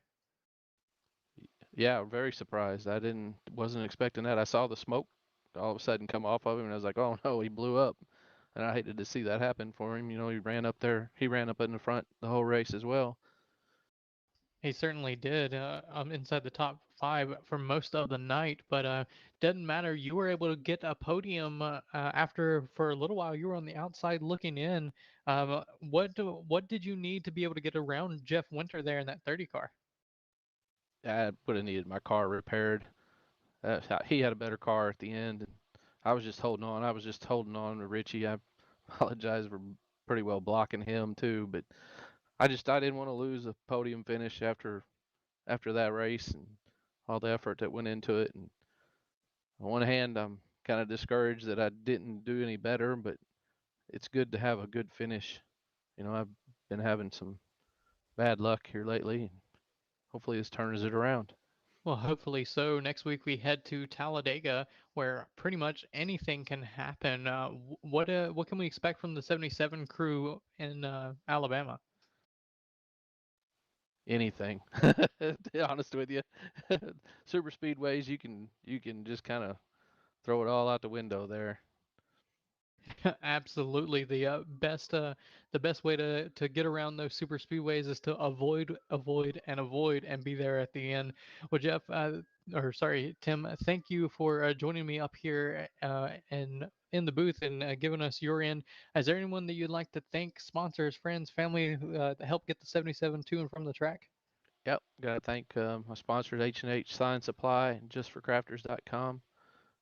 Thank you guys for broadcasting these races. It's a lot of fun to go back and watch. And the league admins. And I got to give a shout out to my buddy Russ. And hope he's feeling a little better tonight. And maybe he can get back out here on the track and race with us.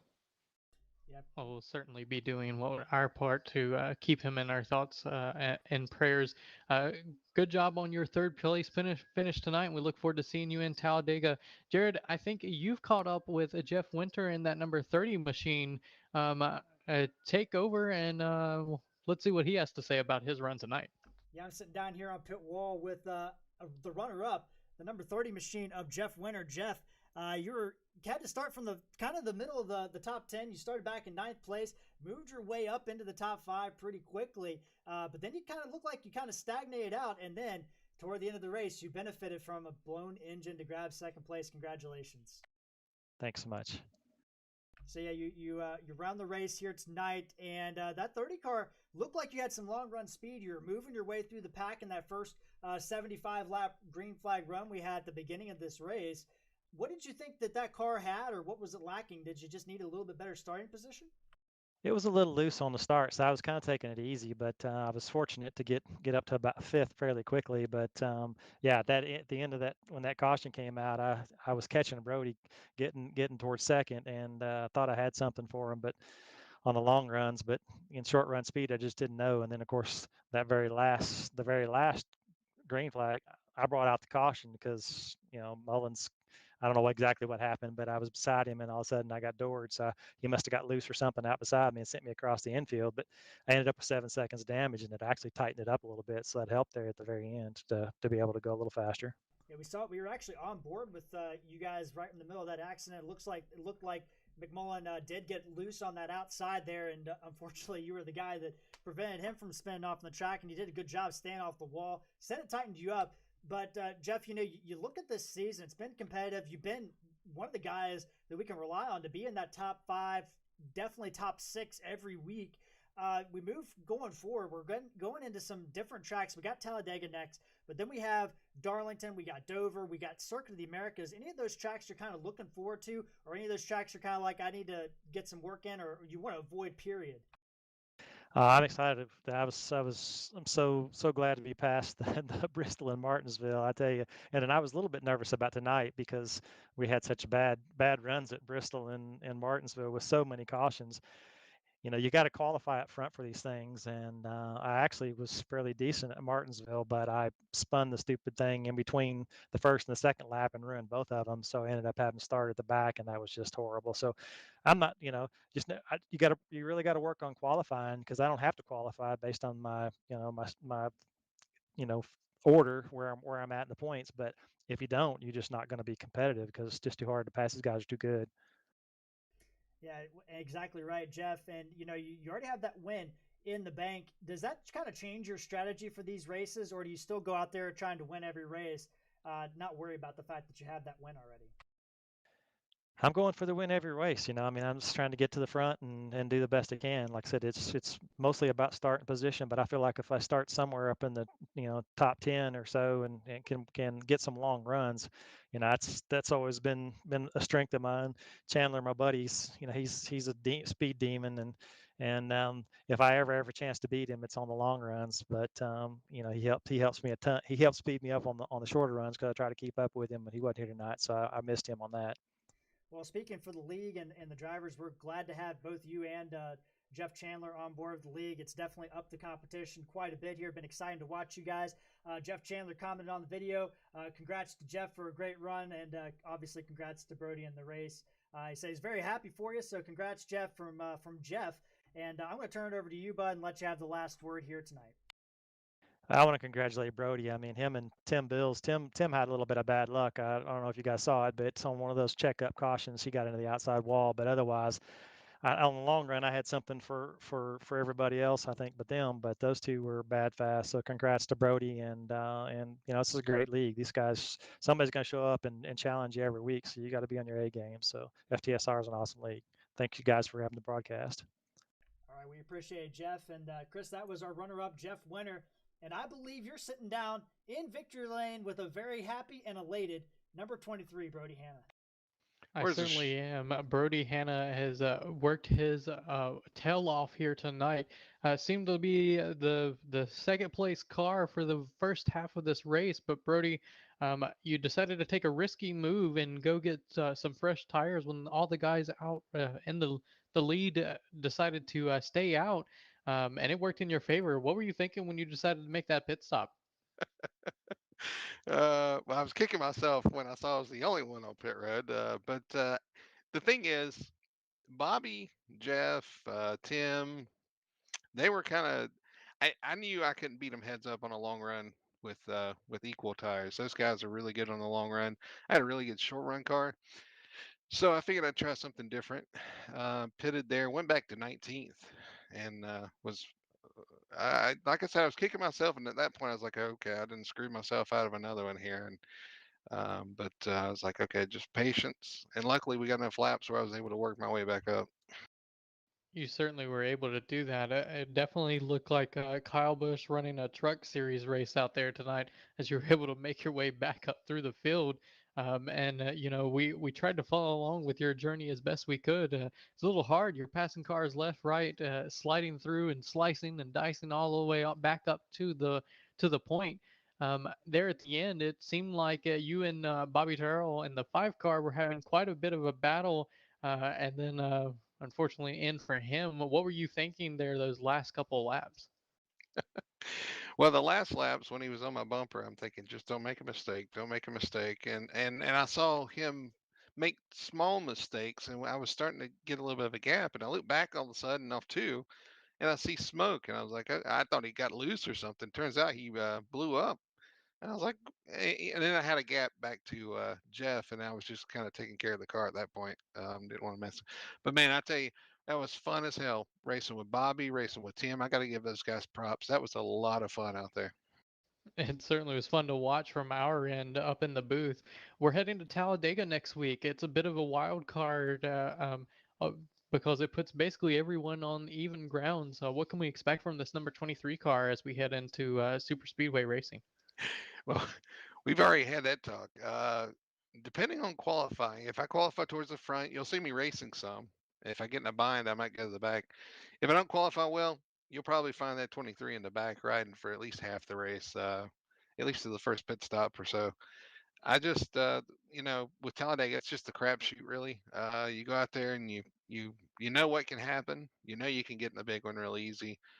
Um, so you have to go in there with the mindset of, anything above 40th is a bonus because I could end up last place. So, um, excited to go there with a win though. Don't have to worry about that so much anymore. But I'm going to go have some fun and maybe take some chances now and see if we can't make something happen out there. You just mentioned it there with this win. You can do be a little bit more flexible with your strategy. Is it going to change the way that you race going forward here? It may. My main focus was to get one of those wins because I'm so far down in the points to start with that I needed to get a win to at least have a chance at the playoffs, getting the top 25 and all. Now it's going to be about putting top fives and top tens together, learning the setups, learning about the car, and actually preparing for the championship races, the chase races, and especially Phoenix. So um, yeah, I guess a little bit different mindset, but you would like to rack up some wins too, for sure, before you get in the playoffs. Certainly, well, we'll be looking for that number 23 to be consistent for the rest of the season heading into the playoffs. Take a moment here, give us a little bit of shout out to all those fans and fans, friends, family, all those different people that help you get that number 23 to and from the track each weekend. Well, first and foremost, I got to thank the sponsors. They're last Full Throttle Sim Racing, Pennzoil, Snap On. Got to thank the team, Fury Motorsports, Richie Coy, and all those guys, the 10 car and the 74 that were out there. Worked on a setup this week and it kind of paid off. Got to thank also our pseudo teammates at Jared. Help me out. I always forget your team. Take Two and Flying Tigers Motorsports. Yeah, Take Two and Flying Tigers, and got to thank, of course, Darkmatter Designs for sponsoring the series, and got to thank you guys at Full Throttle TV for broadcasting. Well, certainly, thank you for the shout out, and we look forward to seeing you next week at Talladega. Great race tonight. Thanks for taking the time to catch up with us. Sure. One more thing. Ford, first on race day. And there you have it, folks. Brody Hanna with the victory. And we wanted to grab a quick word with our points leader coming into this race, Bobby Terrell. Bobby, down here in the garage with the 5 team, a little bit dejected. What happened there at the end of that race? Looked like the engine let go. Yeah, the engine let go. I'm gonna blame my crew chief on that one, but went up with just 3 clicks on the tape. I thought I'd be good, but that was probably the first time that I had ran it that hard all night, and I didn't have much practice. Like I said, I was out of town till late Sunday night, and what practice I got was tonight, so I didn't really get to experiment with anything like that. So, it is what it is. Well, I mean, you do have that win. Does it take a little bit of solace knowing that you have that win in the bank and you can experiment with things like that in these races? Yeah, I mean that's kind of the way. Like when it blew, I just said to myself, I said, "Well, I've got to win." I said I had the points lead. I'm sure I've lost it now, and I said, it's kind of good to experiment with stuff like that. Like I said, I just went up 3 clicks on the tape, but it was the hardest I'd run it all night. So, and then, like I said, it wasn't hot with me at all. So it was just kind of weird, I thought. Well, Bobby, I wish we were talking to you under better circumstances, but you definitely gave it a great run there, and you had a car that looked like it was capable of winning this race. But going into Talladega, are you looking forward to that event, or are you looking forward to getting past Talladega already? That'd be a negative. I'd just like to get right on past that and move on to the next track. Um, yeah, I'm not a plate track fan at all because just you there's things that happen that are not in your control. So when you're racing on a track like this, it's kind of in your control. And I'm not sure I had the winning car tonight, but I had a top 5 for sure. Well, Bobby, we appreciate you taking the time to talk to us, and hopefully we'll have some better races and talk to you more often in better circumstances. Oh yeah, thanks guys. I appreciate everything y'all do and the league in general. And a shout out to Tim and Jeff and Brody. I mean, we raced hard, pretty much 50 laps to go, I guess. And like I said, it was awesome. All right. Well, Chris, that was Bobby Terrell who ended up blowing that engine there with 5 laps to go at Richmond. And we wanted to just hear and see what happened to that machine. And I'm sure a lot of people at home were curious as well. But we take a look at the point standings. Dale Nearad does take over the point lead. Chris does take it over by 10 points unofficially. Richie Coy up to 4th. Ronnie Royal staying in 3rd position. Then we have Winter up into 9th, McCanny 10th, and Dean Doucette 11th. And then we look a little bit further back. Brody Hanna, who is outside the top 25 coming into this race tonight, is still outside the top 25, just getting into 27th, but he does have that win. Still not locked into the races. How much is that going to be crucial looking ahead to Talladega and those kind of tracks? Well, you heard it from him himself. Brody knows that he needs to be consistent from here on out. Just string together a bunch of top 5s, top 10s to be able to move up into that top 25. He's got the win to help him out there, but it's not a guaranteed thing. So he's going to try to do whatever he can with that number 23 team to be able to contend week after week and hopefully rack up a few more wins. Yeah, exactly right, Chris. Well, as Chris, you talked about it. You talked to these guys. We have Talladega next week. What can we expect at that super speedway with that new aero package that they built out, where the draft is totally different than what we saw at Daytona back in February? Well, it's certainly different, but basically you can take 40 cards and you can shuffle them all you want, and whichever one you draw has a chance to win it at Talladega. There's a lot of things that can happen. Yes, you're going to need to be able to find a buddy in the draft to be able to continue on, but it's not just going to be a 2-card type draft. You're going to need a string of 5, 6 cars to be able to get around.